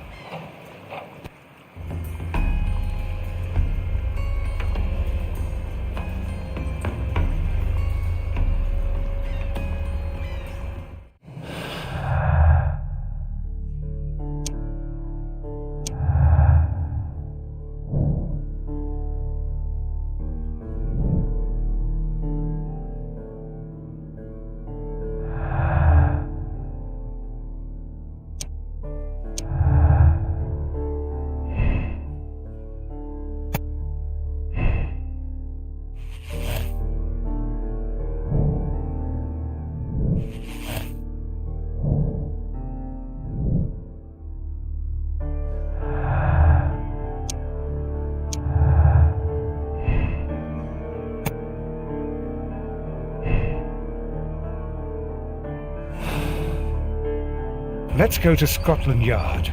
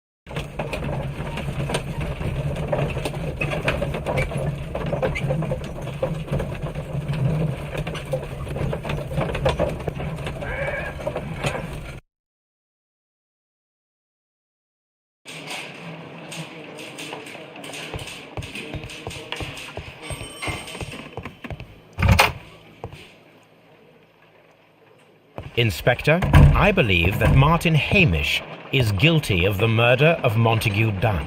Aha! I knew it. I'll send the lads around to arrest him. Very good. I shall wait to hear from you.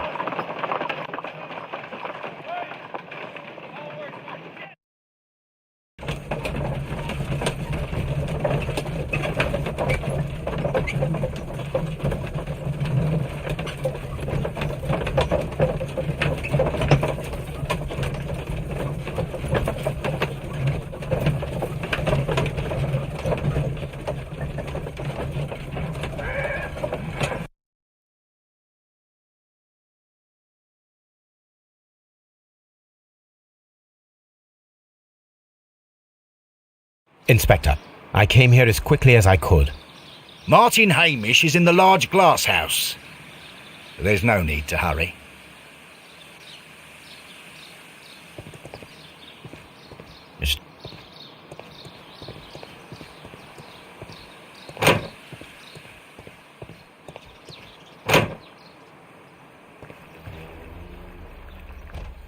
Holmes, my God!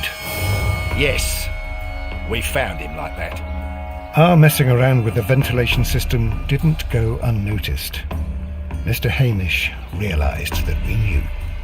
Inspector, could you arrange the body, please? I should like to examine it.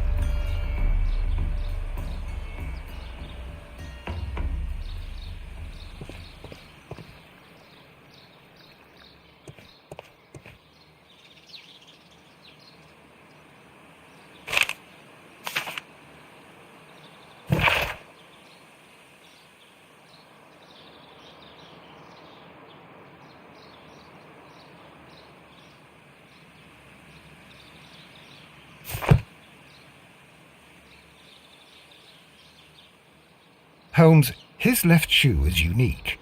This anomaly is often a characteristic of... A club foot. Bravo, Watson. That is the key element of this case. The mark around the neck is very visible. He died instantly.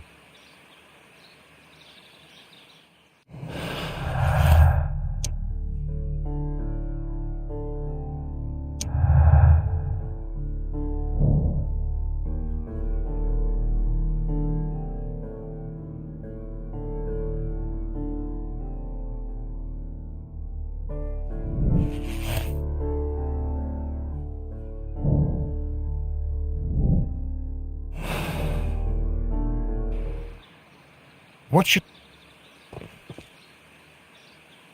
Something about this rings very oddly. Why do you say that, Mr. Holmes? Why? Because of Mr. Hamish's club foot. Oh, I deserve to be kicked from here to Charing Cross. I should have noticed it. But, Mr. Holmes, I can't see why.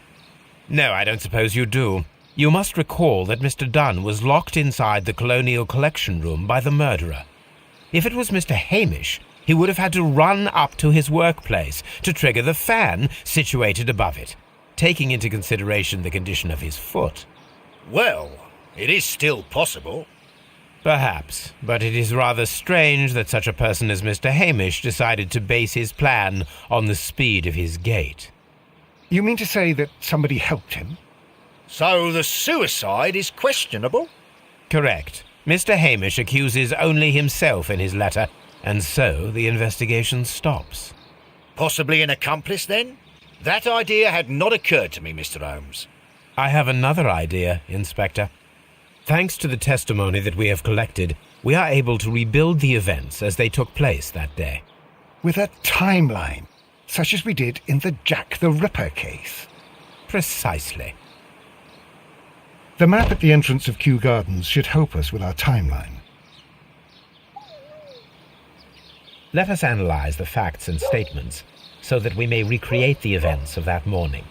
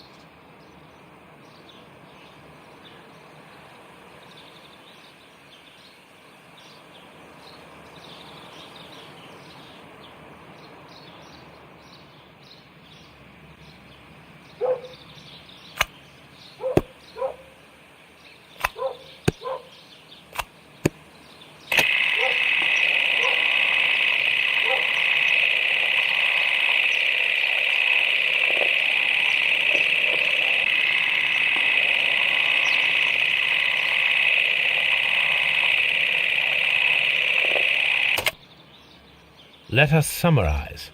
Montague Dunn was poisoned inside the Colonial Collection Room.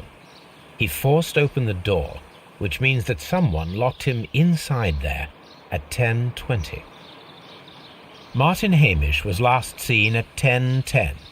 This means that he has approximately 10 minutes to lock the door of the Colonial Collection Room. Given that he was club-footed, it is doubtful. Albert also has 10 minutes to lock the door of the Colonial Collection Room, which is quite enough time. Miss White was last seen at 10 o'clock, which means that she had approximately 20 minutes to lock the door. More than enough time.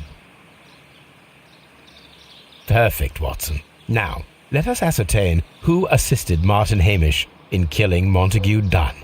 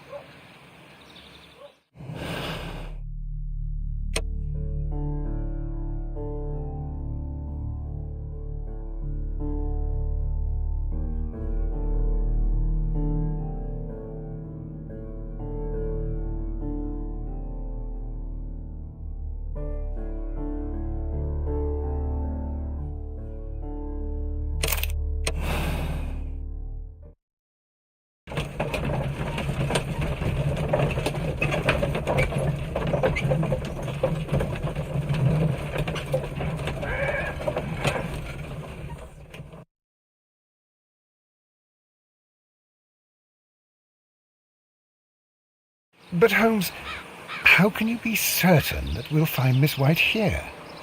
It is obvious, Watson. Just use your brain. I am using it. I do use it.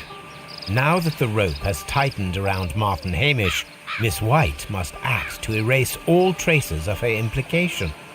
After the suicide of her accomplice, there is one final trace remaining: the deadly plants of the Divine Syndicate. She will be there. Very good. Shall we go? Just one moment. Now listen to me, Watson. I shall see her alone. You will conceal yourself behind her, quietly. Whatever are you planning? Nothing spectacular. The impulses of women have always been a mystery to me, but she is a bold one, and so we must be cautious. All right. You can count on me, Holmes.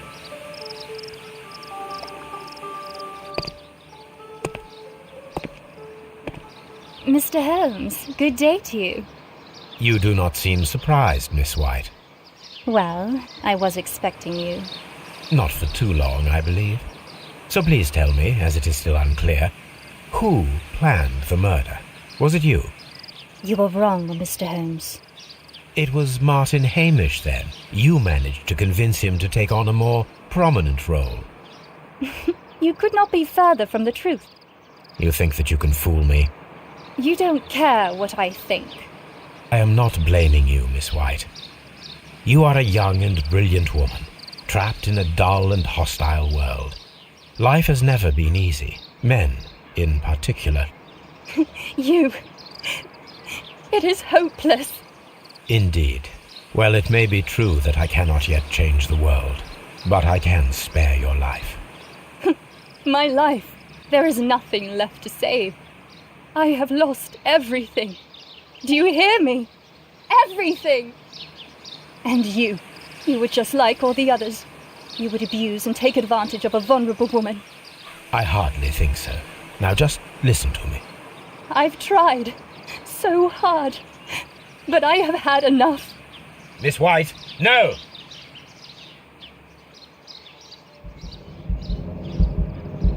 I beg you not to do this, Miss White. Don't come any closer.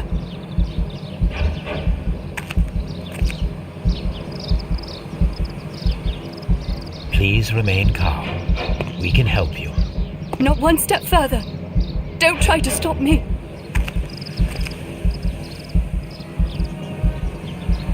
Stop this foolishness. You cannot truly want to die. No, it's too late.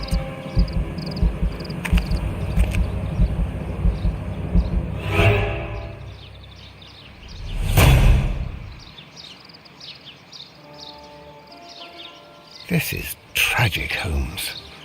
Are you able to do anything? I'm afraid not. The poison has been fulgurating. Her heart stopped instantly, poor child.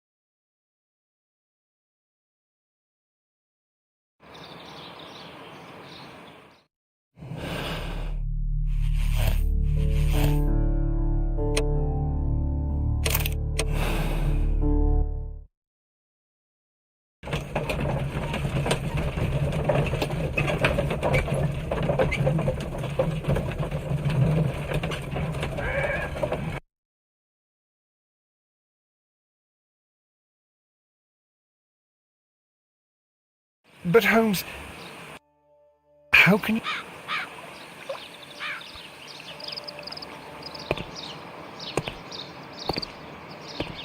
Mr.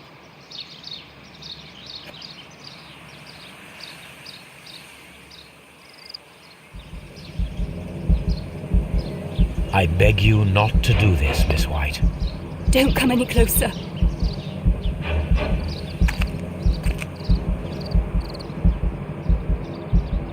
Please remain calm. We can help you. Not one step further.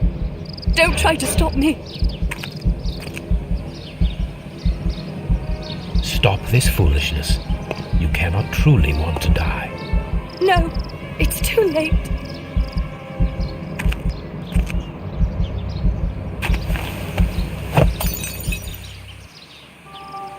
Well done, Watson. She was not faking. Miss White, you have no right to take your own life. Dr. Watson? Did you just save me? Or worse?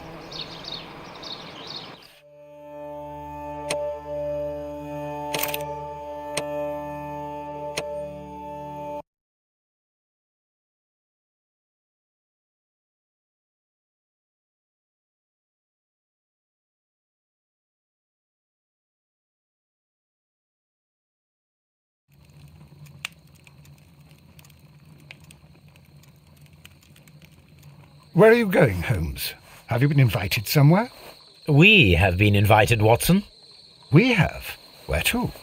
To the Baker Street Irregulars' annual dinner. They sent us an invitation. It is on the table.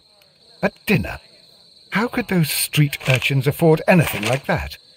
I can't understand your interest in them, Holmes. They're dirty. They wouldn't hesitate to steal your wallet. Watson, you should be excited. It is a secret dinner. Its location changes every year. Read the menu. Sounds mouth-watering. All right. We, the secret police of Baker Street, invite you, Sherlock Holmes, and Dr. Watson to our annual dinner. Menu, entree, frozen rat head salad. Is this a joke? Not at all. Pray continue. Main course, sow's udder in Danny Nutcracker's way. Sounds disgusting, Holmes. Hedgehog goulash. Street turnips in homemade juice. And it goes on. I can hear them on the stairs now. Oh, we can't go there. We can't eat that. Watson, you'll hurt the feelings of those poor children. We have to go. Oh, Mr. Holmes. It is fine, Mrs. Hudson. Mr. Holmes! Wiggins, Dr. Watson is getting ready. He will be delighted to join us. You don't look well, my young man. Is there something wrong? Don't tell me the dinner is cancelled. Mr. Holmes, it's my brother Leighton. He's in a prison cell. They say he's killed 2 men. You have to help us, Mr. Holmes, 'cause I know he didn't do it. Where is he now? From what I've heard, they took him to the yard, and they gave him a good beating already. You know what they're like. They'll hang him. They won't look any further. Holmes, we have to help him. Well, and forget about the dinner. Wiggins, I'll take the case. You're fantastic, Mr. Holmes. I'll be waiting for you at the crime scene. You'll be there, right? It's on Half Moon Street in Whitechapel. Very well.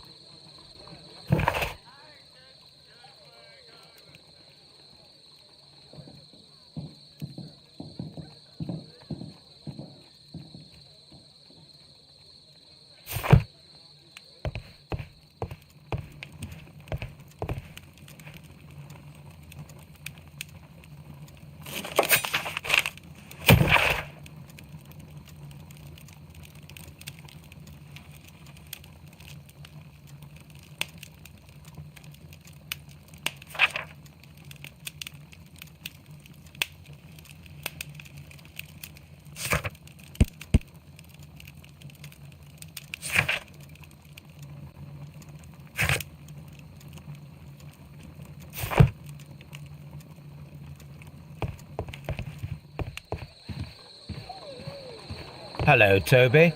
All you need now is a shawl and a mock cap, and you could be Mrs. Hudson's younger sister.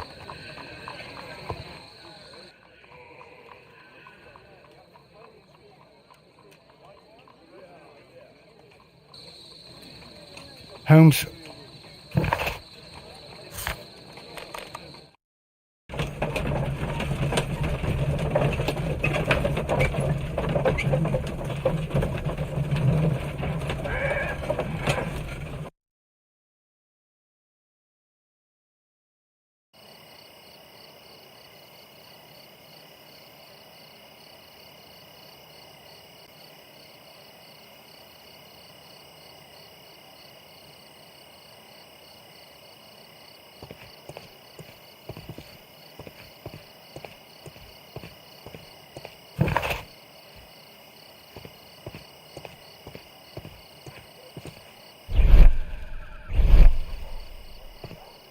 Locked.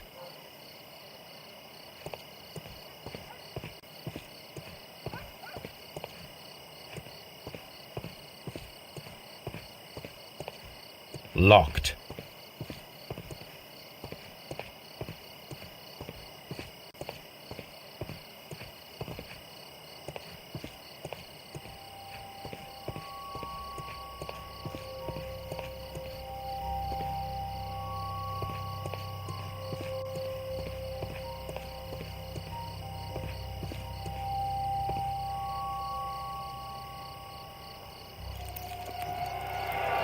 Please, gentlemen, leave the scene now. Oh, Mr. Holmes, is that you? Good evening, Constable... Constable Marrow. I was here with Inspector Aberline during the Ripper case, Mr. Holmes, back in '88. But then this is nothing like that case. With this one, we've got the murderer, the weapon, and the statements, which speak for themselves. Of course, Marrow. But you know that appearances can sometimes be deceiving. Who were the victims? The two men here, both shot. The stab fellow was Brian Vercotti, a well-known ruffian. The other, Kenneth Butler, a jeweller by trade. You spoke of statements. You have witnesses? Well, I was there, so I gave my own statement. And then there were two other witnesses who said they saw the killer Chapman. Mr. Turner, a gentleman who lives in that flat over there. And Polly Powell, a flower seller, who was over at the far side of the street.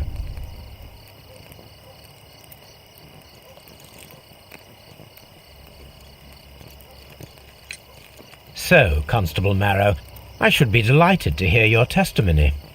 I was standing at the north side of Half Moon Street. That was the side that you came from. But you would have been unable to observe this part of the street, where we are standing now. That is correct. But I saw the two victims slowly enter Half Moon Street, and then shortly after, the fireworks started.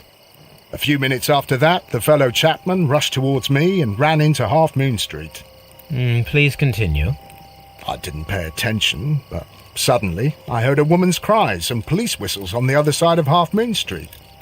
I rushed over there and I saw the two dead bodies on the ground. When I reached Whitechapel Street, I saw Leighton Chapman. He'd been caught by two police constables. Did you hear the shots? I didn't hear any shots. The fireworks were all over the sky. They were so loud I couldn't hear anything else.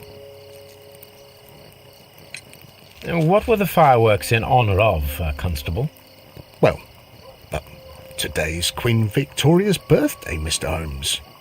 Yes, I appear to have lost track of the days. It is May now, of course. Constable Marrow, what else caught your attention while you were running through Half Moon Street? I saw nothing but rats, and I took the time to light every corner with my lamp.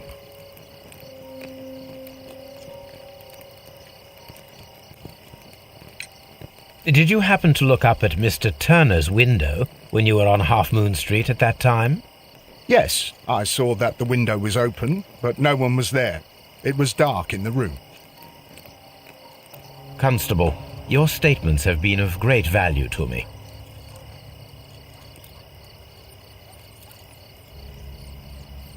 He tried to stop the bleeding with his hand. Death was not instant.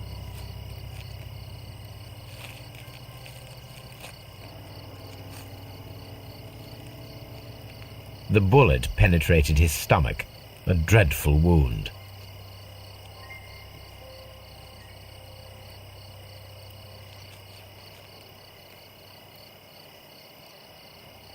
A tattoo from Westgate Prison. Vercotti must have done some time there.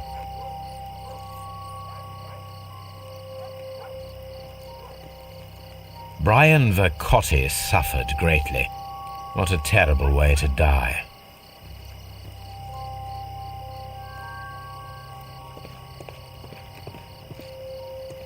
Mr. Holmes?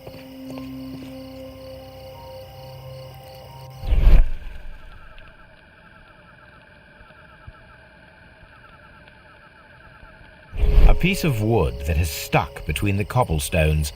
Let us take a closer look.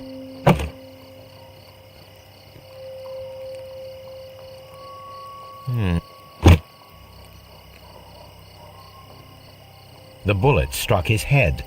This man didn't stand a chance.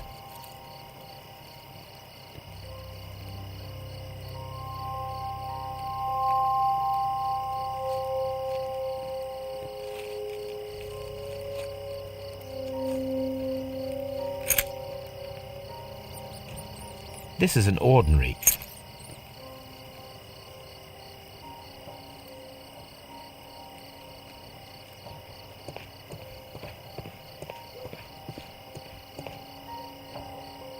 Good evening, Mr. Turner. I heard Constable Marrow reply to you as Mr. Holmes. Are you that detective gentleman? I've heard of you. And, well, I know things about this evening. Excellent. Might we hear your story?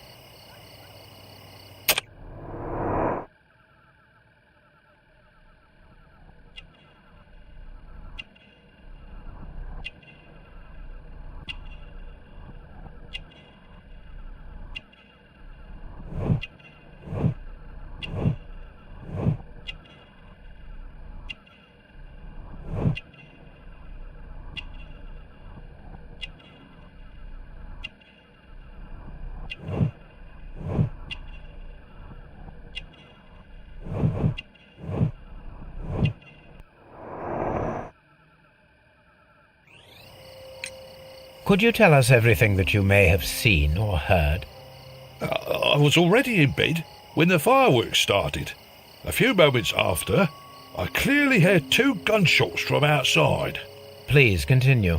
I quickly got up and I grabbed the lamp from my nightstand and I rushed towards the window. I looked down and I saw 2 bodies. And there was a man with a gun who was standing nearby. Where exactly? Well, near this body. Did he notice you? I don't think so. He rushed towards Whitechapel Street without looking around. Mr. Turner, did you see anyone else in the street? No, I saw no one but that man, the murderer, the fellow they caught. Were the 2 shots you heard consecutive? Yes, there was a very short pause between them, and they sounded different somehow. It seemed to me that the second shot was louder than the first. That is an interesting comment. Mr. Turner, what were your actions after you stepped up to the window? I was afraid that the man with a gun might return, so I stayed close to the window till I saw the policeman coming in the Half Moon from Whitechapel. Then I walked out to tell them everything I saw. You have helped us a great deal.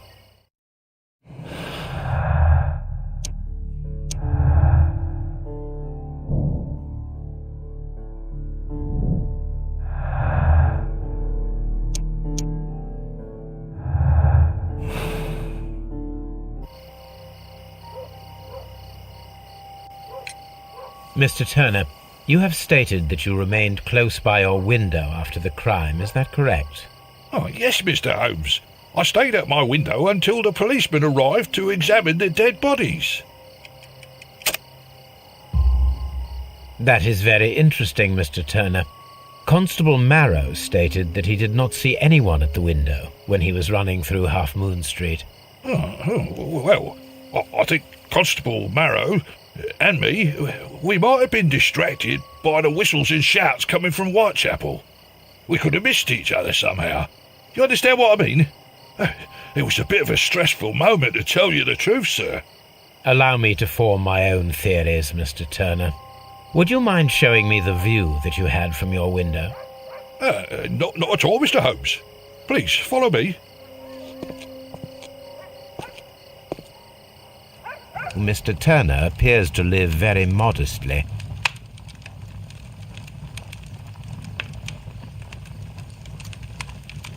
This fire is dying out. It was last tended to over an hour ago.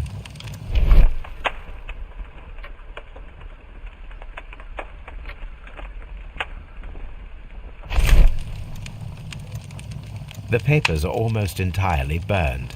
I am unable to see what's written here. These words are illegible. The papers were thrown into the fire just a short while ago.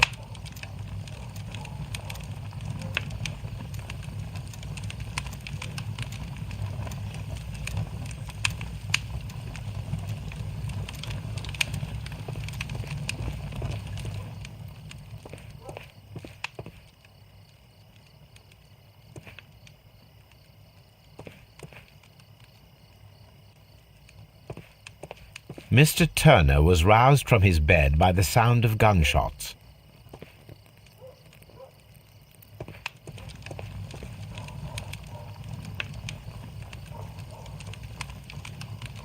The books on this shelf are in a mess. It looks as though Mr. Turner was trying to find something in a hurry here a short while ago.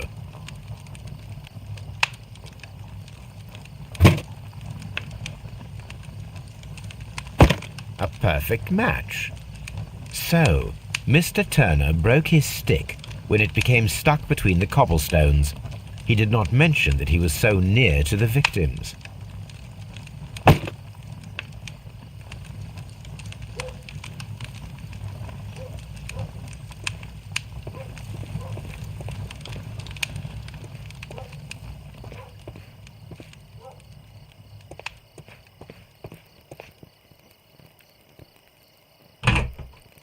So, that's the view Mr. Turner had when he opened the window.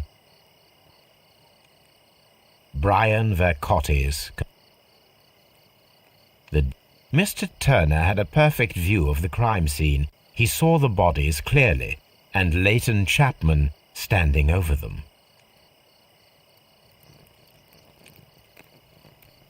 Anything else you would like?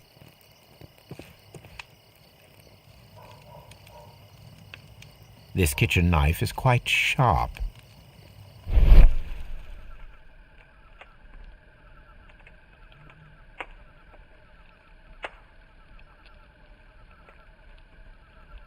There are pieces of shredded paper scattered over the table. This kitchen knife was used to cut the paper.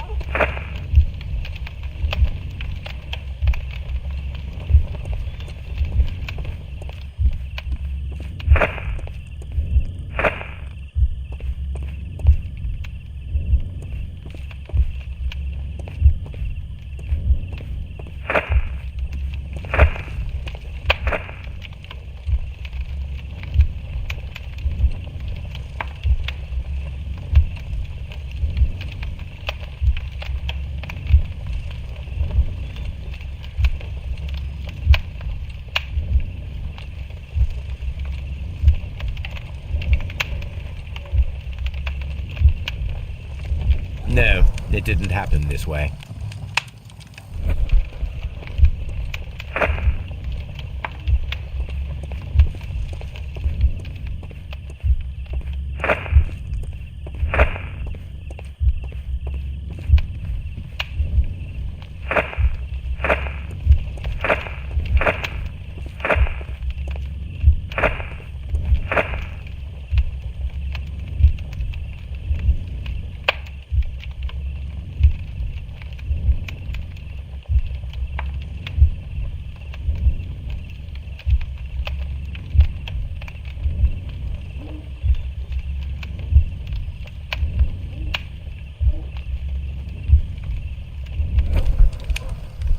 So Mr. Turner used a book to hide an object that he found on Kenneth Butler's body.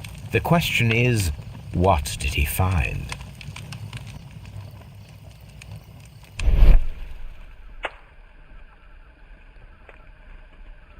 I can see prints from greasy fingers upon the cover of this book. Let us take a closer look. Well now, what a find! A precious jewel, concealed inside a book. A bracelet with a unique ram's head design, a distinctive feature of ancient Grecian artifacts, probably of the Hellenistic era.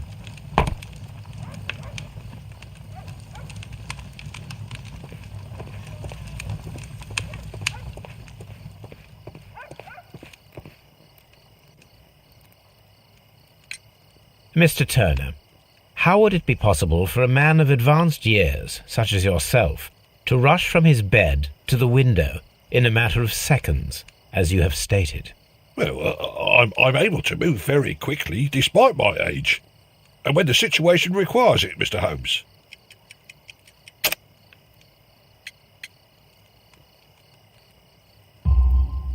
I highly doubt that, Mr. Turner. I observe that you suffer a severe limp due to your injured right leg. It would have taken at least 10 seconds for you to approach the window. That means you could have easily missed something or someone in Half Moon Street during that time. You're right, Mr. Holmes. I could have missed something. But it did seem to me that everything happened so quickly. Time can pull tricks on you. And what of everything else that you told us? Mr. Turner, it is vital that we have your complete and true statement. Mr. Holmes, I do assure you that the other things I said were most sincere. Mr. Turner, you were not sincere with me. Not then and not now.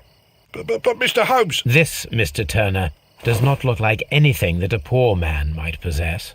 It is worth more than the home that you live in. I can explain.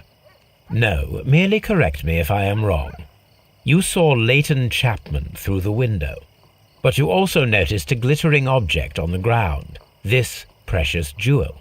You walked down and took the bracelet from the body of Kenneth Butler, and when you heard the whistles, you hurried away. That broke your walking stick. It caught fast between the cobbles. Constable Marrow was unable to see you in the window as you were climbing up the stairs on your way back to your flat. Upon returning home, you hid the precious jewel inside a book. Mr. Holmes, please don't send me to prison. I didn't do anything bad. I'm just a poor man. When I chanced upon the bracelet, I saw it as an opportunity to make a little money. I was desperate. I only took the bracelet, that's all, I swear. You made a mistake by lying to me. But you are not a criminal. I believe that. Although I must return this bracelet to its rightful owner. I wish this crime...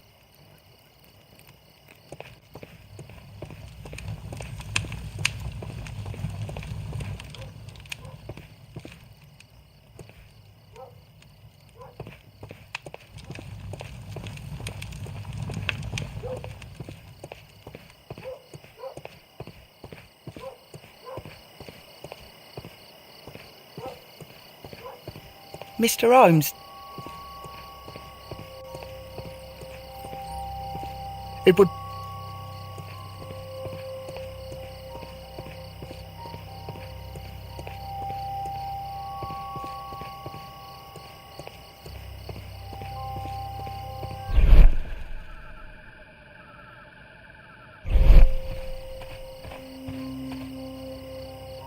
Mrs. Howell?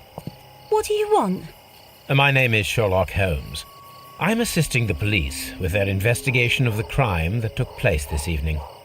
Well, I've already gave my testimony, but very well. Could you tell us everything that you may have seen or heard? Yes. I was selling my flowers as usual, and then the fireworks began, in honour of Queen Victoria. I enjoyed those. But then, all of a sudden, a young lad ran out of Half Moon Street and stopped just by me. He had a gun in his hand. He was like a ghost and all covered in blood. It was dark, but I could see him because of the flashes from the fireworks. And then? I screamed as loud as I could. I knew that a policeman should be on duty in the vicinity. He had no time to escape. 2 constables got him. Then another constable came out from the very same street, and I heard him talking of a horrible murder. Mrs. Powell, did you hear the gunshots? I'm not sure. You know, what with the fireworks? Did you see anyone else leaving Half Moon Street, prior to or at the time of the crime? No, sir, I did not. Even with all the fireworks, I was very attentive, as I'm always on the lookout for customers. My thanks to you, Mrs. Powell.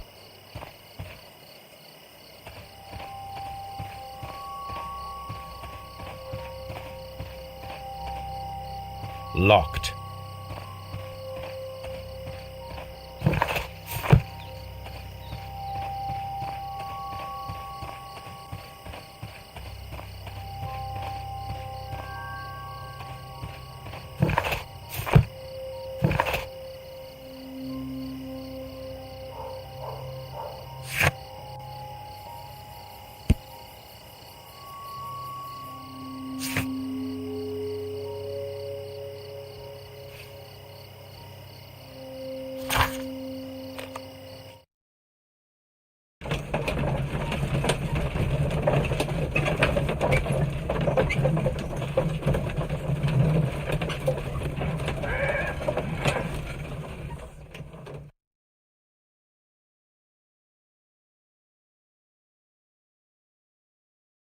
Mr. Holmes, whatever brings you here so late at night? I'm interested in the case of young Leighton Chapman. He was arrested earlier this evening and accused of a double murder. I beg your pardon? That case is quite clear to the police. Or are there any new facts that we don't know about? Who knows, Inspector? Look, you are free to investigate, of course, Mr. Holmes. Chapman was arrested with a revolver in his possession, which you can find in the evidence room. The suspect himself is in custody. Did you find anything else on his person? A few personal belongings. Nothing particular, Mr. Holmes. Thank you, Lestrade. Mr. Holmes. Mr.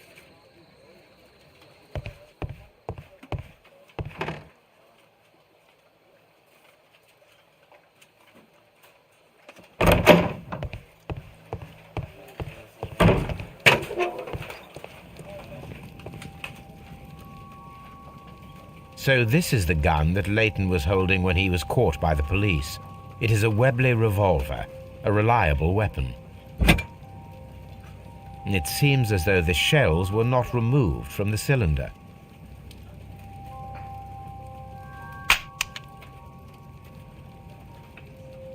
Two out of the 6 shells have been fired. There were 2 shots.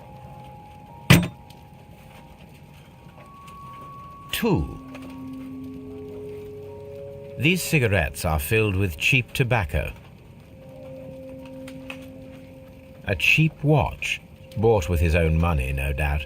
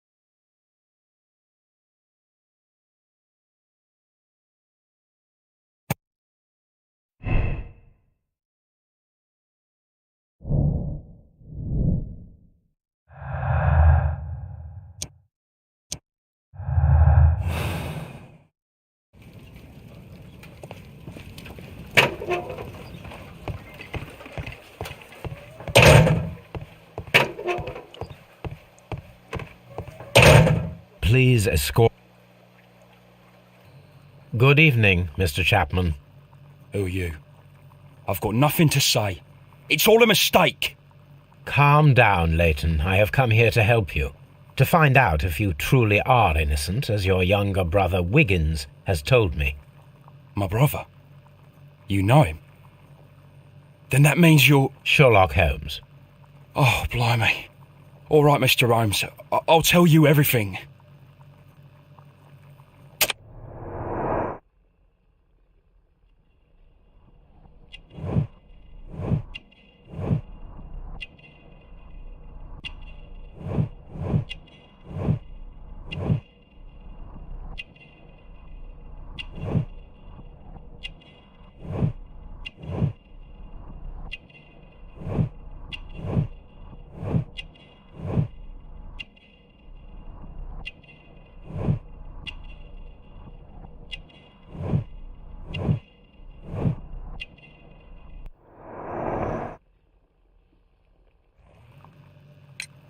Good. Tell me your account of what happened. I left my work and I hurried up to see the fireworks in Whitechapel. I was late, so I decided to cut through Half Moon Street. I saw the first fireworks light up in the sky. I bumped into a constable on a corner before entering Half Moon. Then suddenly, what with all the firework flare, I saw two men. They were both lying flat in the middle of the street. I stopped where I was. I thought about turning back to the police, but as I was thinking of that, I saw a third person. He was leaning over the body that was furthest from me. The second I saw him, he raised his head and he stared at me. In a flash, I saw his gun, but he made a dash for it instead and he escaped through Whitechapel Street. So you might still have had time to return to the constable. I panicked. I didn't know what to do. Anyway, I approached the bodies just to see if they were still alive. I saw that one had blood pumping out of his stomach. He was dying. It was horrible. The second one was already dead. He had a hole in his head. He was holding a gun in his hand, though. I took it, and then I followed the third man. Interesting. Pray, continue. I turned a corner, and I saw the man standing in the middle of the street. He seemed to be in some sort of panic. And then, Mr. Holmes, something strange happened. I told the police and they laughed at what I said, but I swear to you, my words are true. I started running towards him. But then I was blinded by a flash. It was so bright that I hardly saw anything for a good dozen seconds. But I kept running forward. As I arrived in Whitechapel, I heard a woman screaming. And then I was caught by the police. But there wasn't a trace of that man. Of course, then they found a gun and all that blood. I couldn't see the murderer escaping and all that mess. Perhaps I was still half-blinded at that moment. A thrilling account, my young man. Leighton, are you able to describe the person whom you saw standing in Half Moon Street? Well, I wasn't able to see his face at all. It was too dark, and he was too far away. I could see his silhouette. And what about that? Nothing so special. He was wearing a jacket. He was quite average in size and his weight. I see. Was there anything else that struck you at the time? No. But perhaps it's strange, but I can't remember the sound of his footsteps as he was running away. Perhaps it was because of the fireworks or the surprise of me seeing him. Leighton, I confess I am puzzled. Why should a young lad like you take a gun from the hands of a dead man and set off in pursuit of a probable killer? I know. I keep wondering that, but at the time it was like a reflex. A criminal ought to be arrested, and he was armed. You were willing to risk your life. That was a little foolish, unless you wanted revenge. No, Mr. Holmes. I was just being brave and stupid. I'm sure that you were, but I believe that you may have recognized one of the victims, Brian Vercotti. You knew that gentleman well, did you not? However could you know that? You have a typical tattoo of the Westgate Brotherhood upon your hand. I observed exactly the same mark upon Mr. Vercotti. You came to know him from your sharing a past prison sentence. Am I correct, Mr. Chapman? Oh, God. You're right, Mr. Holmes. Would you tell me a little about Brian Vercotti? We were convicted for a robbery. Once in prison, both of us joined one of these fraternities. During that year, we tried to help each other out, you know? You were quite young then, I believe. Yes, Mr. Holmes, we were. We'd only stolen a pound of meat. After we were released, and when I saw what my little brother had become, I decided to work towards living an honest life. And Vercotti? He had a hard time. His sister had died in a Whitechapel dispensary while he was in prison. He had no family anymore. Our paths split. He fell back into crime. So you lost him? Yes. And for around 2 years, I heard no news of him at all. We shall see you soon.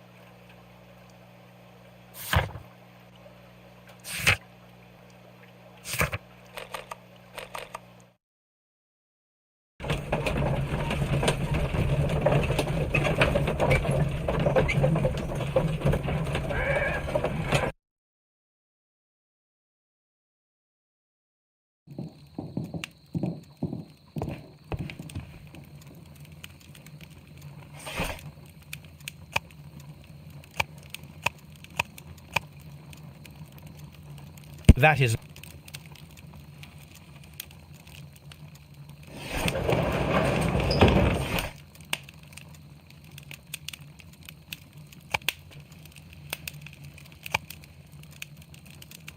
That is not the one I need.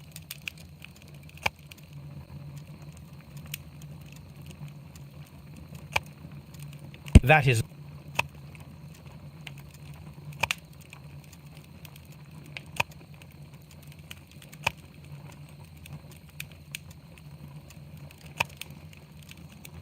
That is...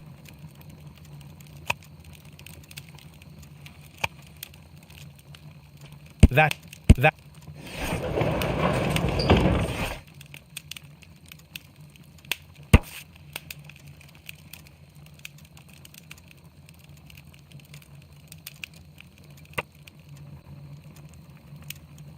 Here it is. I need to continue my research in my archives.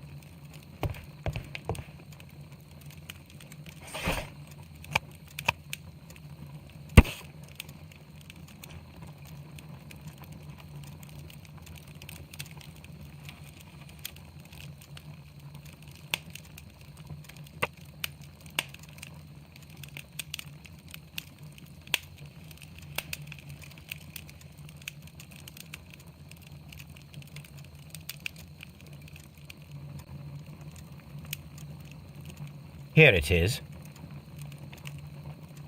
One of the victims, Kenneth Butler, was involved in the story of the stolen Hellenistic treasures. A visit to his pawn shop should tell me more.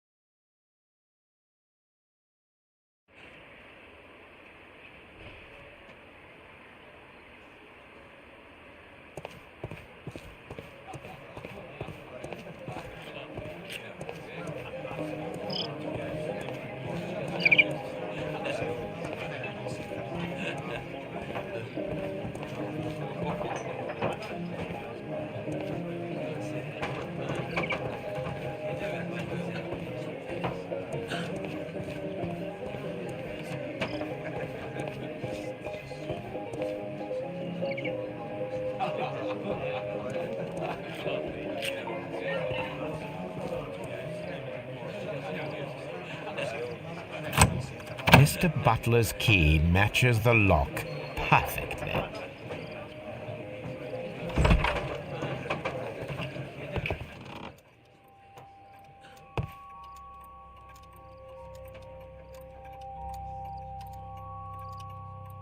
Crampons and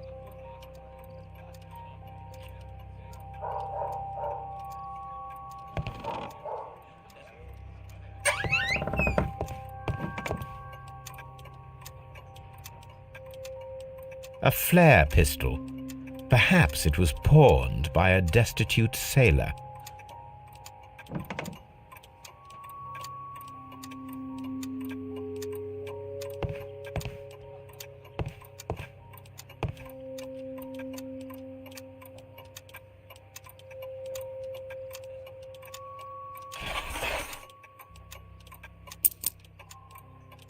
The ram's heads. This necklace belongs to the 5 Rams of Mittelin collection. Interesting. That means that Kenneth Butler owned a part of this collection all this time, 10 years after the theft.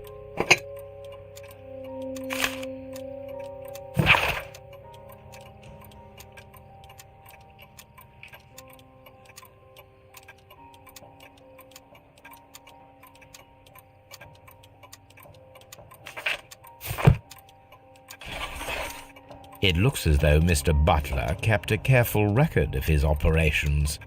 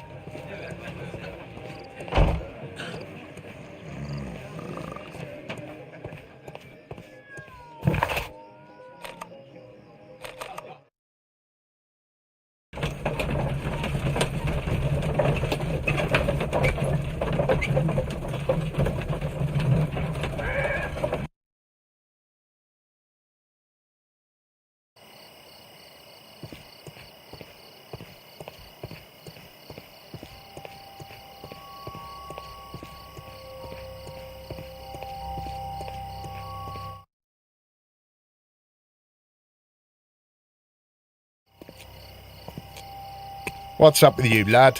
What are you waiting for? I'm waiting for my brother to be released. Your brother? The one that you caught, beat up and imprisoned. Ah, the murderer. He ain't killed no one, copper. Watch your mouth, lad, else you'll be joining that worthless brother of yours.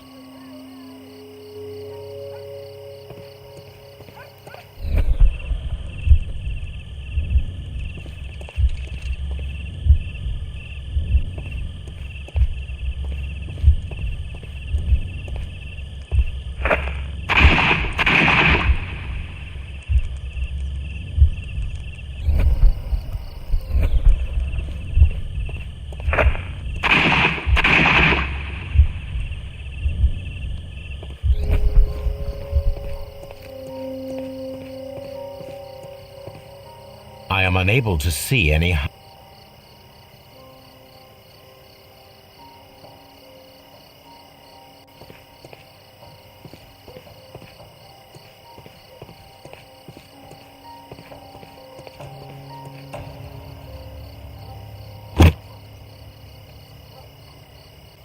This should be useful.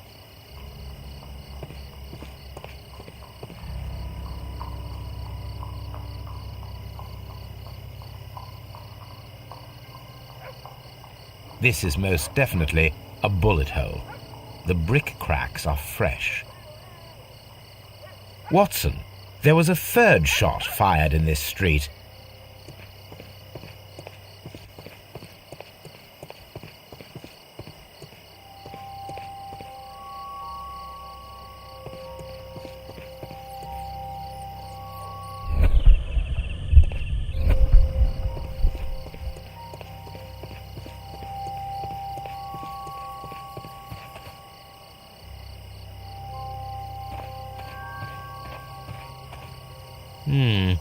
This mirror is turned towards Half Moon Street.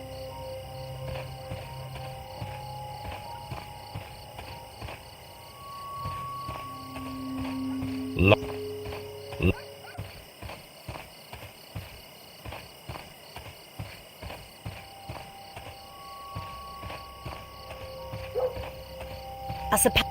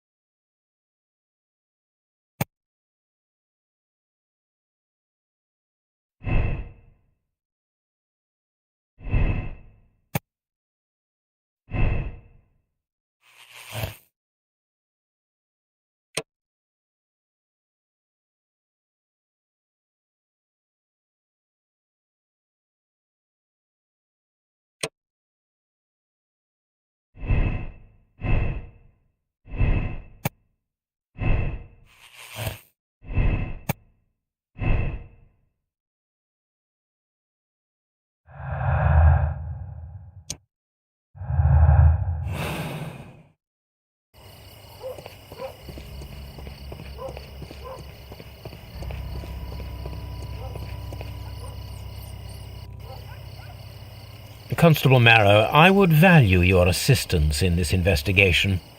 It would be my pleasure, Mr. Holmes. I would like to make sure that there are no places in Half Moon Street where a man could hide while you were running through it with your lamp. All right, Mr. Holmes, what should I do? Take your lamp and start walking, just as you did before, and try to find me. Understood.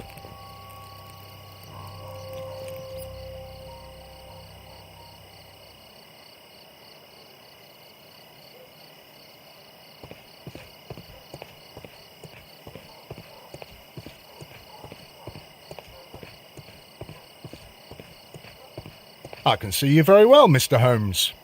All right.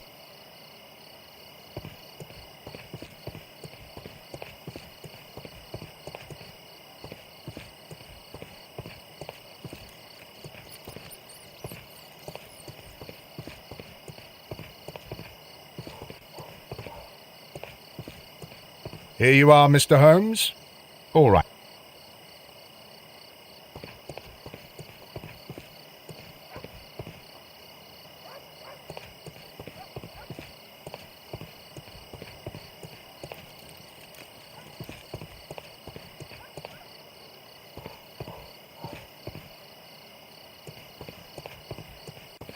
Mr. Holmes, it wasn't...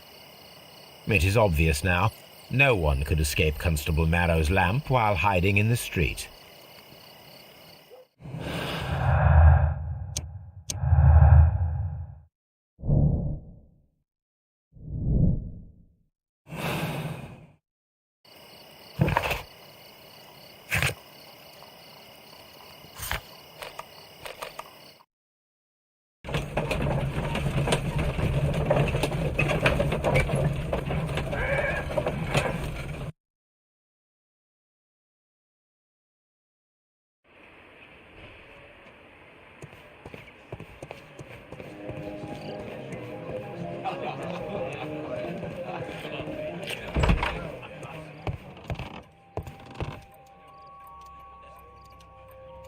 These tools are exactly what I need to climb the wall.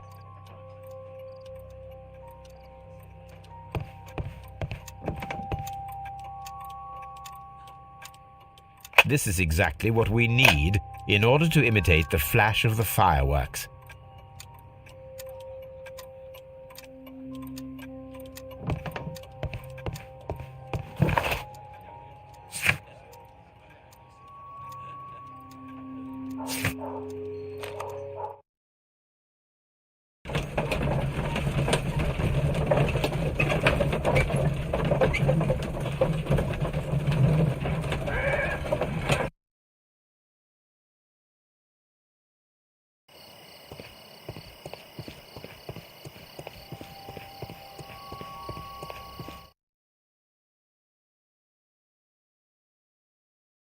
Why are you looking at me all the time like that? I'm just watching you, lad. I never know what to expect from people like you. People like me? Yes, street beggars and thieves. I ain't a thief. Oh, no? Then where did you get whatever it is that you're gnawing on? I very much doubt that you bought it. What ain't seen can't hardly be stolen.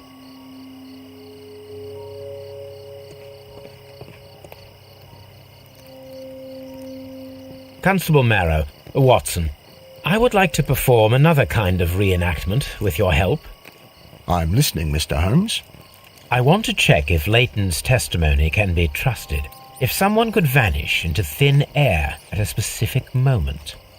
But Holmes, I don't see how. I am going to be the mysterious gentleman whom Leighton followed. I will stand exactly where he saw him before he was blinded by the flash. Watson, you will be Leighton. When I fire the signal flare, you should start to chase me. I understand, Holmes. You, Constable Marrow, just play your part and do exactly as you did. Just, please, wait 5 seconds after the signal flare. I doubt that Polly Powell would have screamed any earlier. As you say, Mr. Holmes. Let us begin, then. Catch me if you can.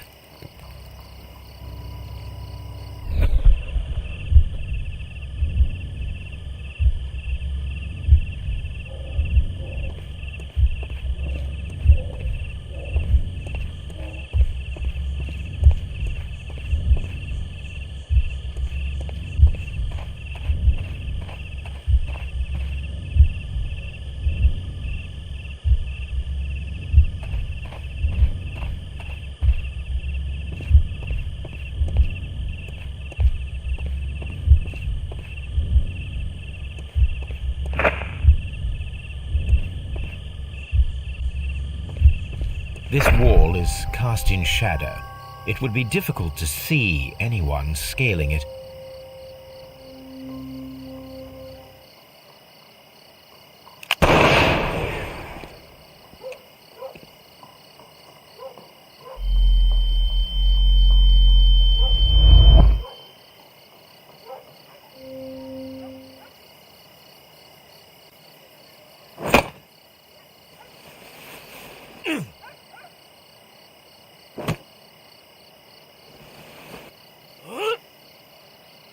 I can barely see anything.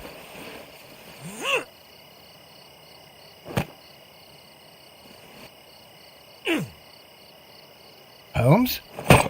Are you there?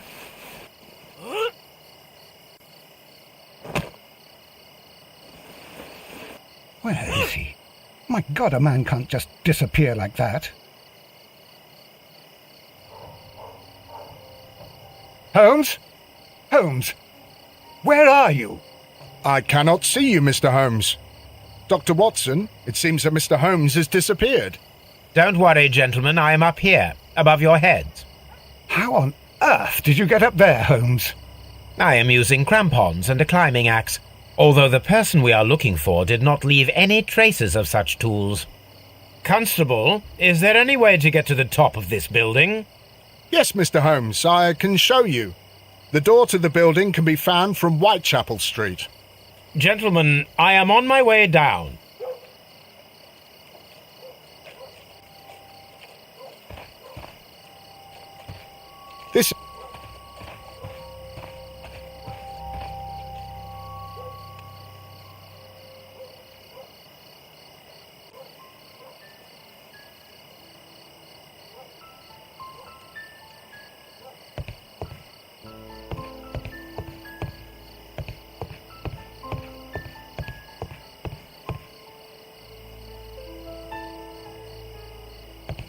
These shards of glass are from the window above.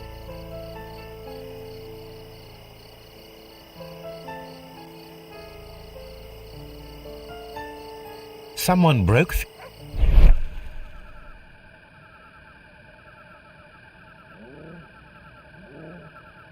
a cluster of thick black threads.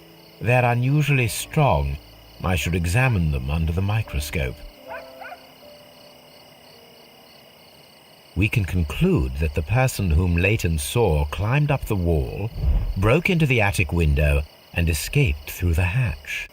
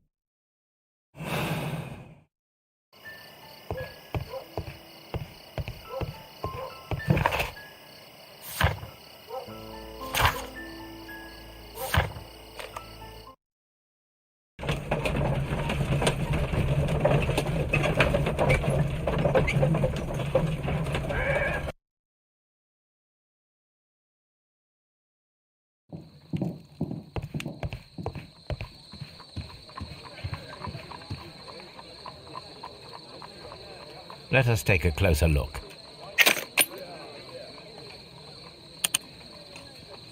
It is not a thread, but a hair. I very much doubt that it is human. I need to compare this sample with a human hair and a horse hair. A shaving brush is usually made from horsehair. Watson, could you please pass me your shaving brush? Here you are. Watson, look, what's outside the window? Well, I don't see anything. Ouch! Holmes! Oh, don't make such a fuss. One little hair. Human hair is significantly thinner than the black sample. The horse hair is thinner than the hair that we found. So, this black hair belongs to an animal, and it is larger than a horse. A hair from a large and exotic animal.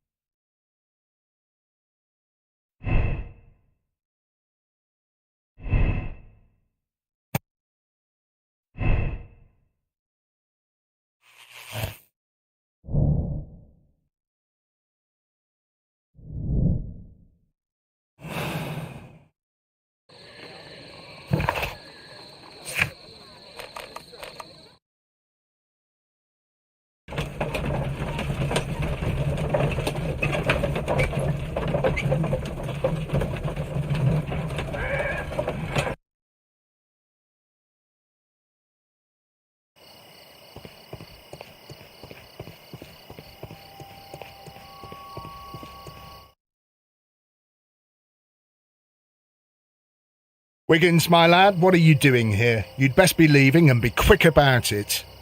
I've done nothing wrong. You'd learn more by watching Mr. Holmes. He knows exactly what he's doing. Not like you. Oi, watch your tongue.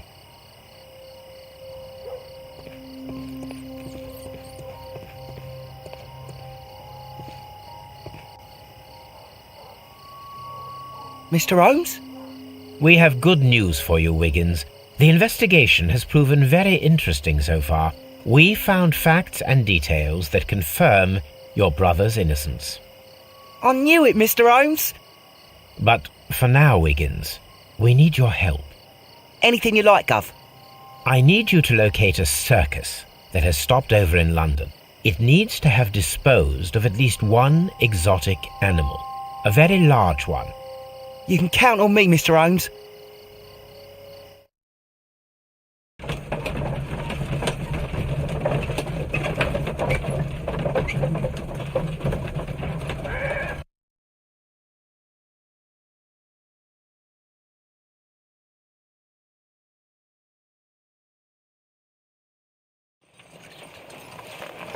I do hope that those children don't get into trouble, Holmes. Don't worry, Watson. I predict some news in 7 seconds. Mr. Holmes, we found it. Here it is. And this is a young Indian elephant, the highlight of the show. Duval Brothers, a well-known travelling circus that is currently stopped in London. I believe that is exactly the type of circus we are looking for. I'll pay it a visit.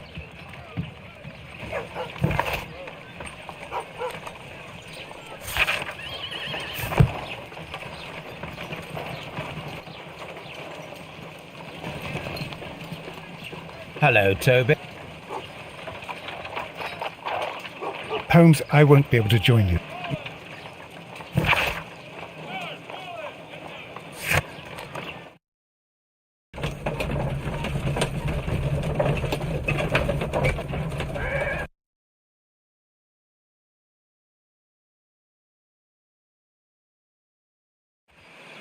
Aye, you! Stop right there. Good morning, sir. Pardon me, but why am I not allowed to walk around here? Because it's private. Well, I only wanted to meet the artistes. Hmm? You're wanting to apply for... Nah, you don't look like the type of, artistic lockpicker that we're looking for. You might be surprised. What? Nah, I don't think so. Clear off.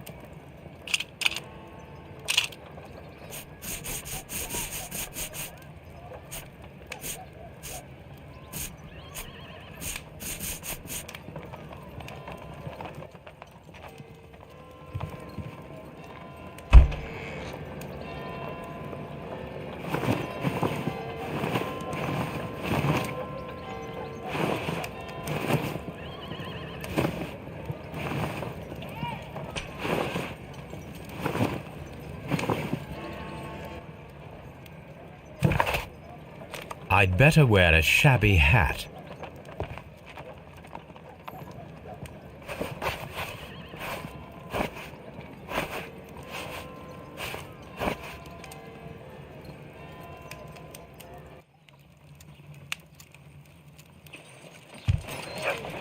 Stay where you are.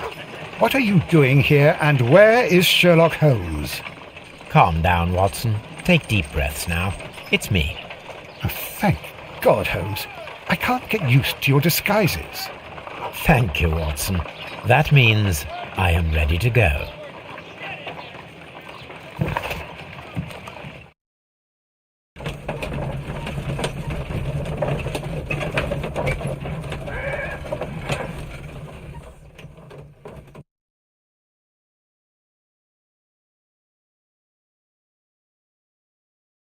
Who are you? What's your name? My name is Nigel. I'm here to open the locks. Talented, eh? Let's see.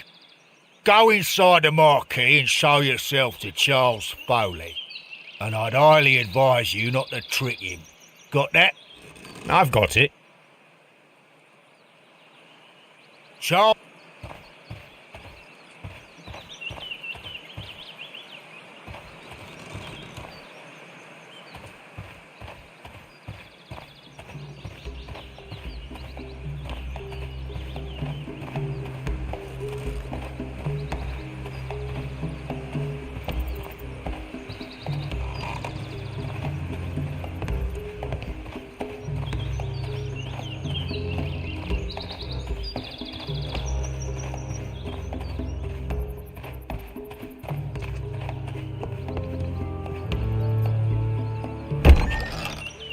So, everything is here, just as you asked. Now what about the money? Some of the barrels are wet. Transportation issues, it couldn't be helped. Whatever. We'll be here after midnight to pick up the supplies. I want to be paid first. No. You'll be paid after we make the transfer, as I said. Right? I hope that no one saw you. The police are on the lookout. Of course not. I'm a professional. Glad to hear it. Be ready for tonight then.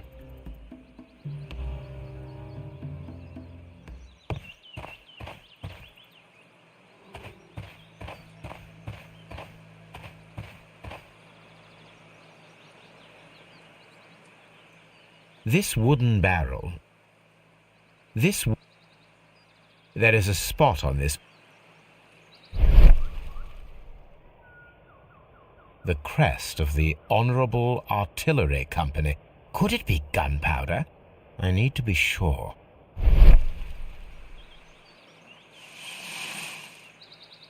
Judging by the fractions and the scent, I can confirm that it is, in fact, gunpowder. The barrels are roughly clustered. It seems as though they were brought here in a hurry.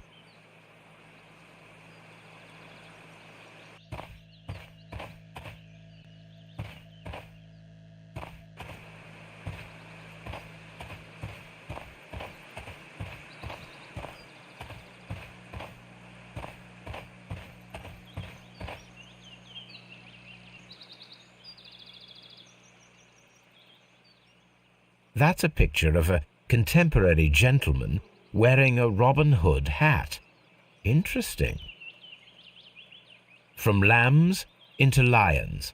Those are words of encouragement and defiance. This poster was clearly made to fire up rebellion amongst the people. This printing press is there are enough posters to... Powder kegs, a printing press, and a great many blank papers. All of this was stolen by the Merry Men quite recently. And these poster samples. I am quite sure it is not a coincidence. The Merry Men are planning some sort of sabotage. Stop right there. Who are you? Are you Charles Foley? Maybe. They say that I can open any door. Do they now? We'll see that lock near the chains on the table over there. Open that.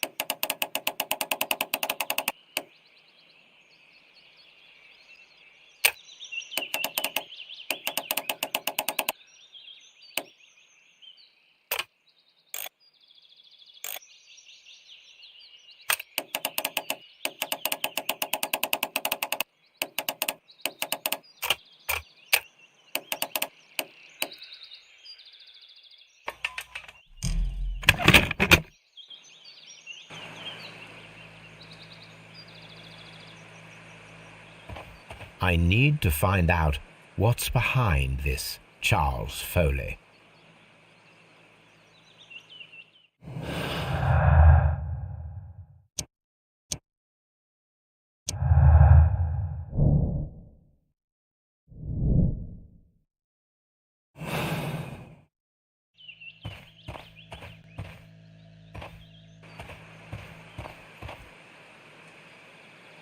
Oh.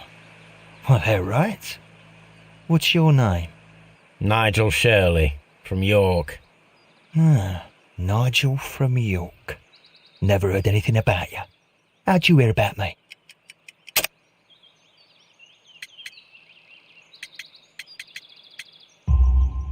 It's a long story. I met your brother, Vincent the Butcher Foley, in prison. He told me all about his betrayal and all about you. Before I was released, he told me that you might find a job for me one day and pay me some money for me craft. Well, he died 7 days ago in prison. I'm sorry to hear that. That's all right.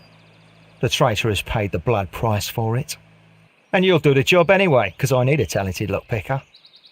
I know just where to search for his legacy. It's all about the Hellenistic treasures, isn't it? Osh, you fool. Now, listen up. You'll come with us tonight, and you better mind yourself. Us? Wait, who's coming then? Billy, Jack and me. And what will I get for that? We'll share the loot. The one you seem to know about. Right. Wait for us at the abandoned manor house on a corner of Ladbroke Grove and Kensington Park Road at midnight. Deal.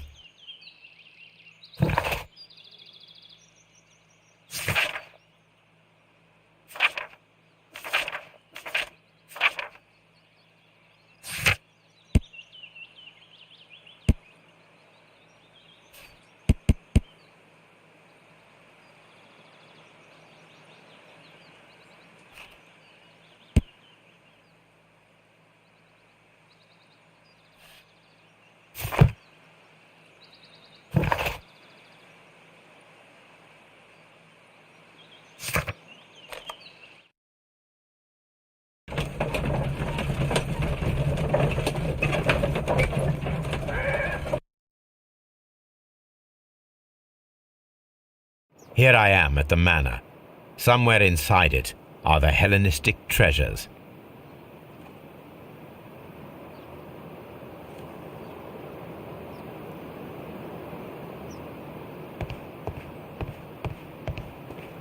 This lock is quite old. It shouldn't be much of a challenge.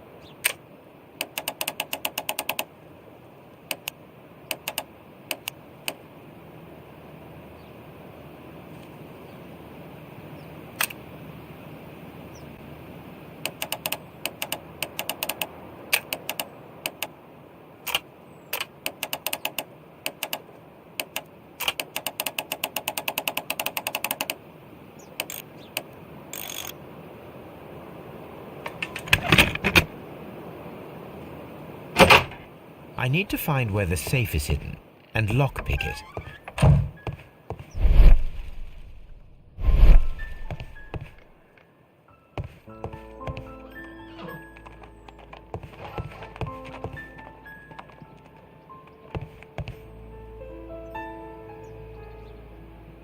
This cupboard is an absolute mess. Several books have fallen from the shelves. It seems as though this cupboard can be moved. I'll give it a try.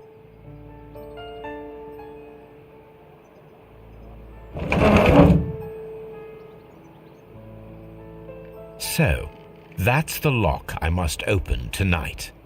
Let me see.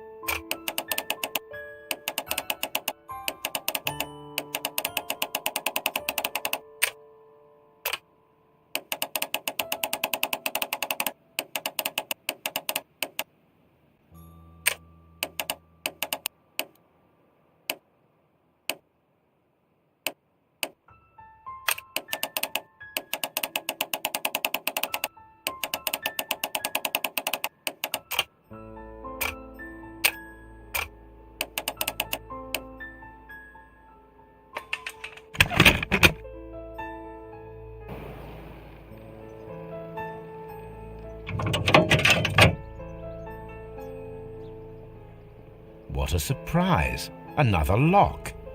And I won't be able to pick it. I recall that precious key around Foley's neck. It might prove a decent fit.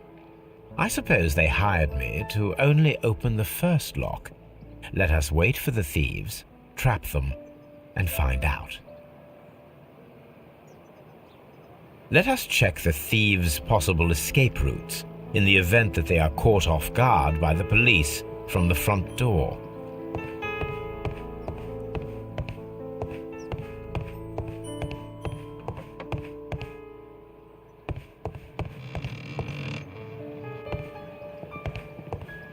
Although this window is high above the ground, it would be possible for one of the thieves to attempt to use it for their escape.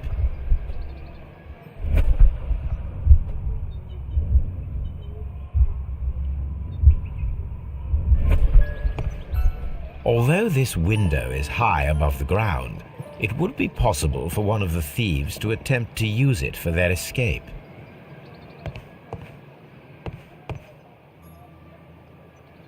This should be useful.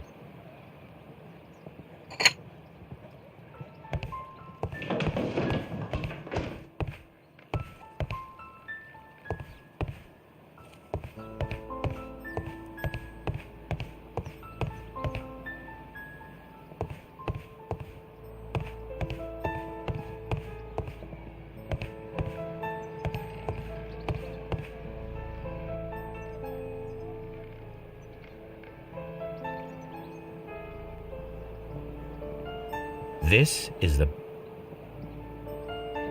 one step on these beads, and our thief will go flying. I should walk carefully here, else my plan will be ruined.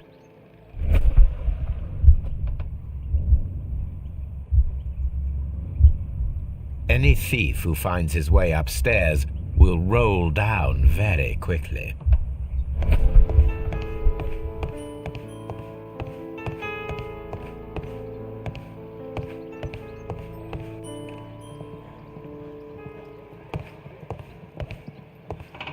The ground floor window is a perfect way to escape the police.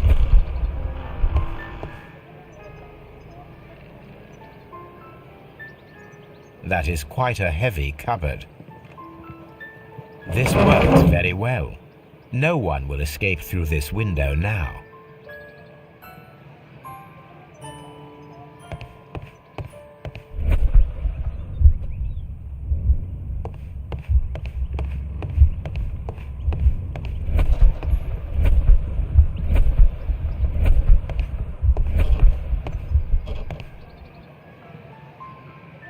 This hatch leads to a cellar.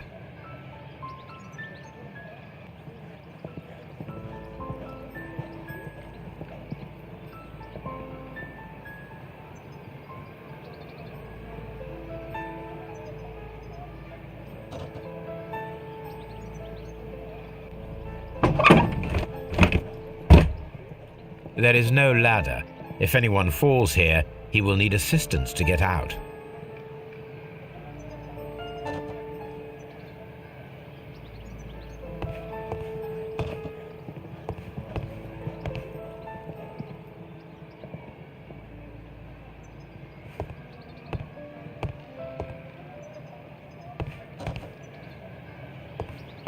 This door is a perfect means of escape in an emergency.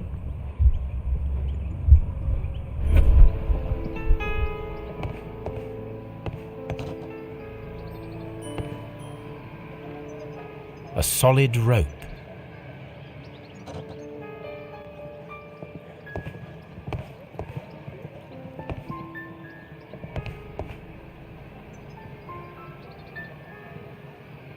This chair is very solid and well made. This should be useful.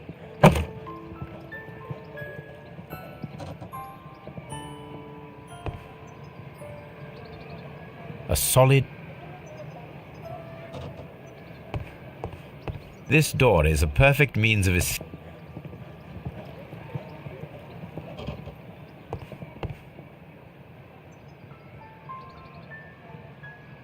This door leads to a kitchen.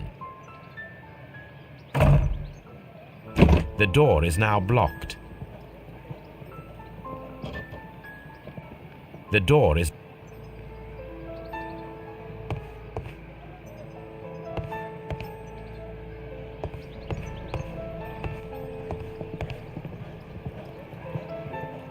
This should be useful.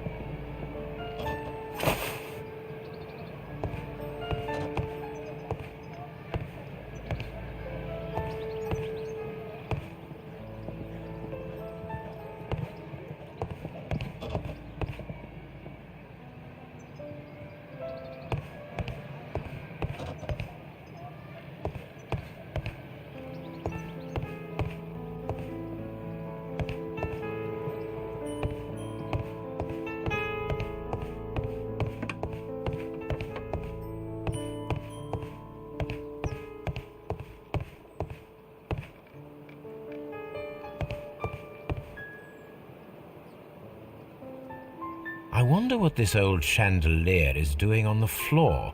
It looks as though it was poorly attached.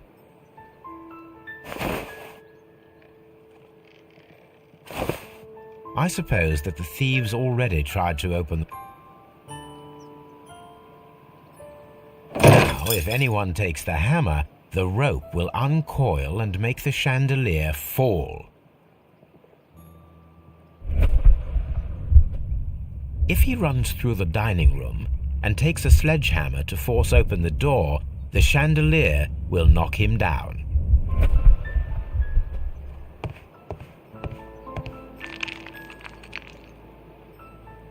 This should be...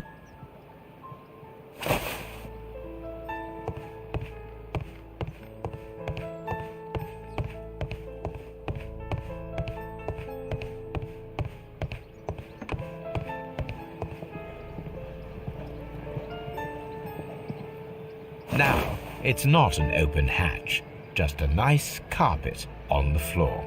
I should walk carefully here, else my plan will be ruined.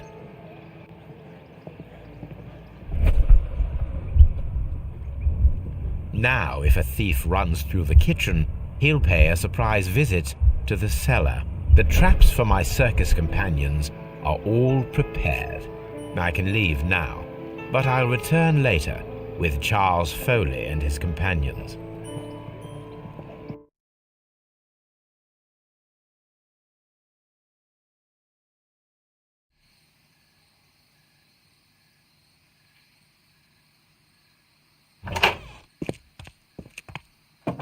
Police! Police!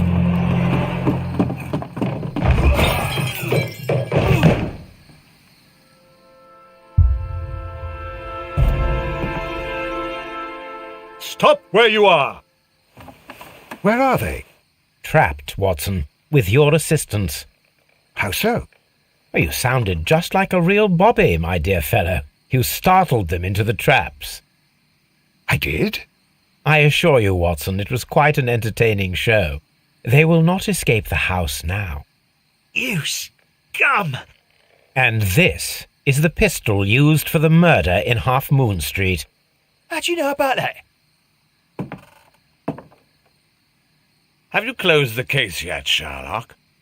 Mycroft, what are you doing here? Did you follow me? Sherlock, it may seem that I used you, but you should be pleased to know that you have served our Queen well, in this instance. So now, let us catch the big fish. But this man is not one of the merry men? No. Then why exactly are we here, Sherlock?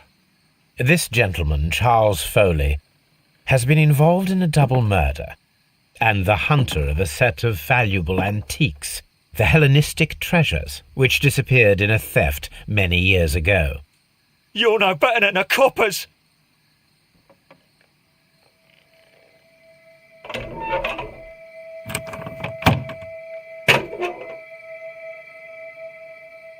Holmes, that is incredible.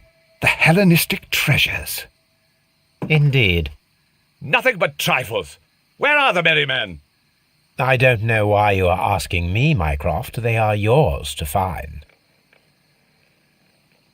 I'll see you soon, dear brother.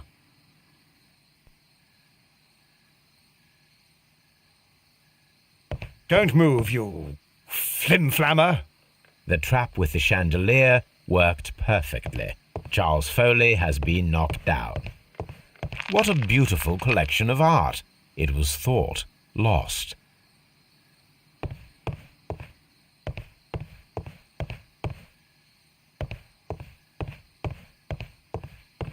One of Foley's companions. He is unconscious. One of Foley's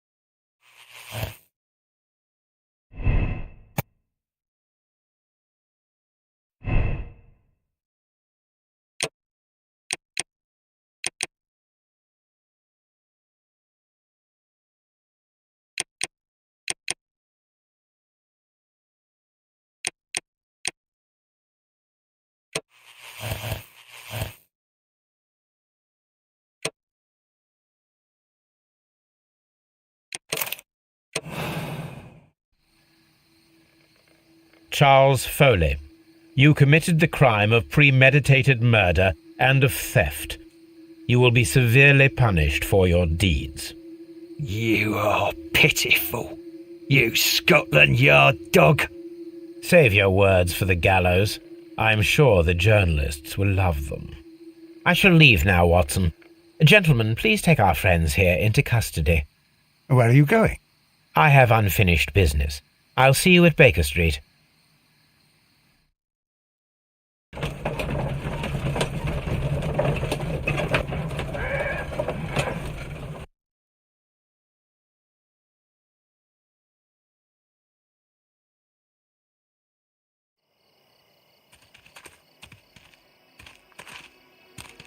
Be careful with the lamps. Don't bring them too close to the barrels. Good evening, gentlemen. Who's there? That is of no importance. What matters is who you are and the plans that you have here. So you can stop us from carrying them out? Eventually, yes. Hey, careful. You'll blow us all up. I'm listening. We are a group known as the Merry Men.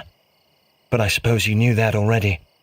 We are the men who've already lost everything of value in their lives. We are ruined shopkeepers. We are workers who were fired from their jobs, honest people who were robbed. We were forced out from our homes and thrown onto the street, and all of this in the name of the so-called law. The laws that were set out by our government.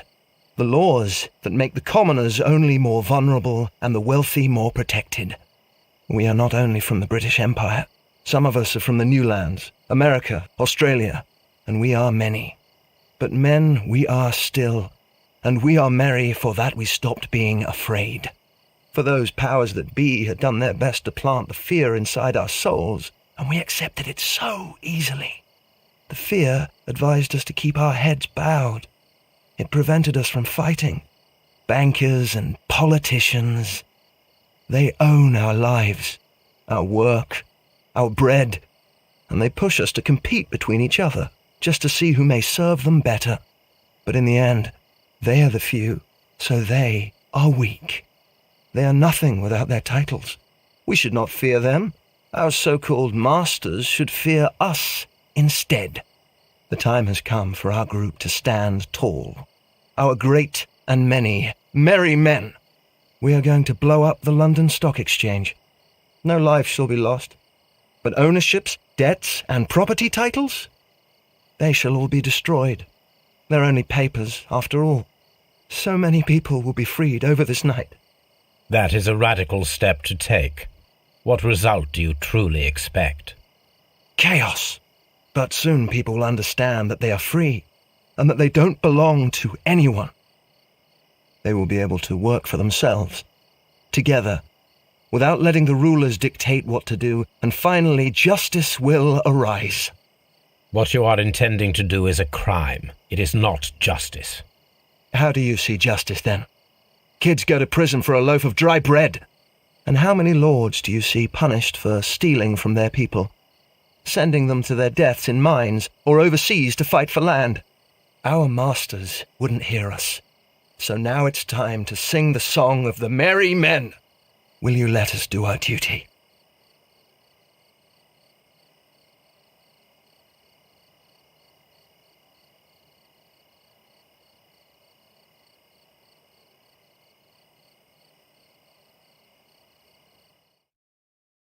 When the law serves only the few, it can no longer be trusted.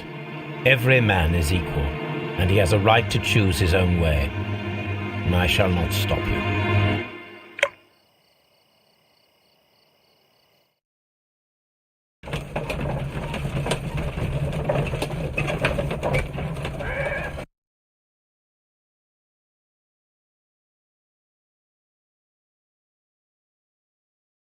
So, you're interested in Russian literature now? Quite, lately. It is an interesting book. I remember a few lines. Really? I tried reading it myself, but I had a hard time understanding it. Yes, Doctor. It's about intelligence. Sherlock, I vaguely recall one of the lines. Sometimes it takes something more than intelligence to act intelligently. There were also a few words along the lines of, pain and suffering are always inevitable for a large intelligence and a deep heart. Tell me, Doctor, does my brother show any signs of pain or suffering? Not that I know of. Because you see, Doctor, behind all of his masquerade, my brother does possess a deep heart. So deep that he does not recall where he places his love. Well, I'm sure that... His love and his duty that, in the first place, should be directed towards the Empire. For without it, we would be nothing. A country filled with uncivilized men. I should leave now. Sherlock, Dr. Watson. Holmes, what just happened? What was that? The start of a new world. Anything in the post, Watson? Any clients worthy of our attention? Only a second reminder from Mrs. Hudson about our new neighbour. She urges you to remove your... Oh, I don't care about that. Holmes, the lady who will be moving in shortly has requested the use of our spare room to place all of her boxes. Wait, what? A lady?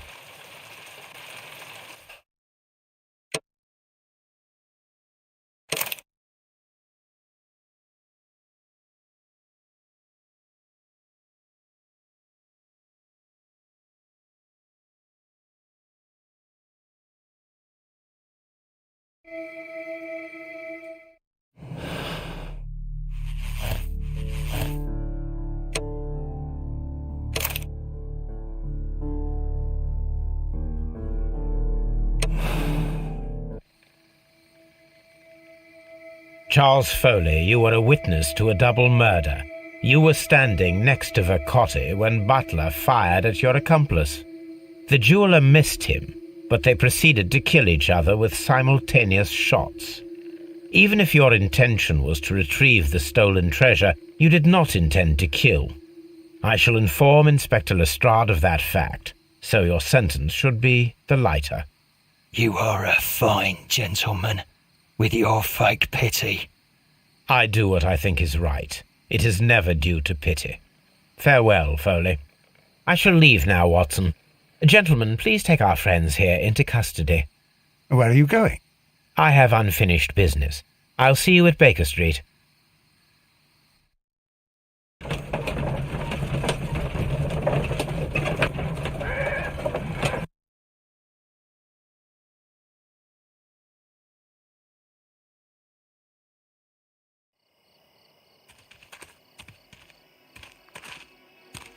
Be careful. Good.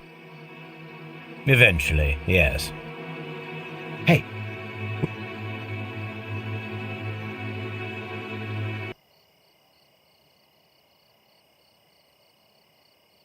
When the law serves only the few, it can no longer be trusted. Every man is equal, and he has a right to choose his own way. I shall not stop you.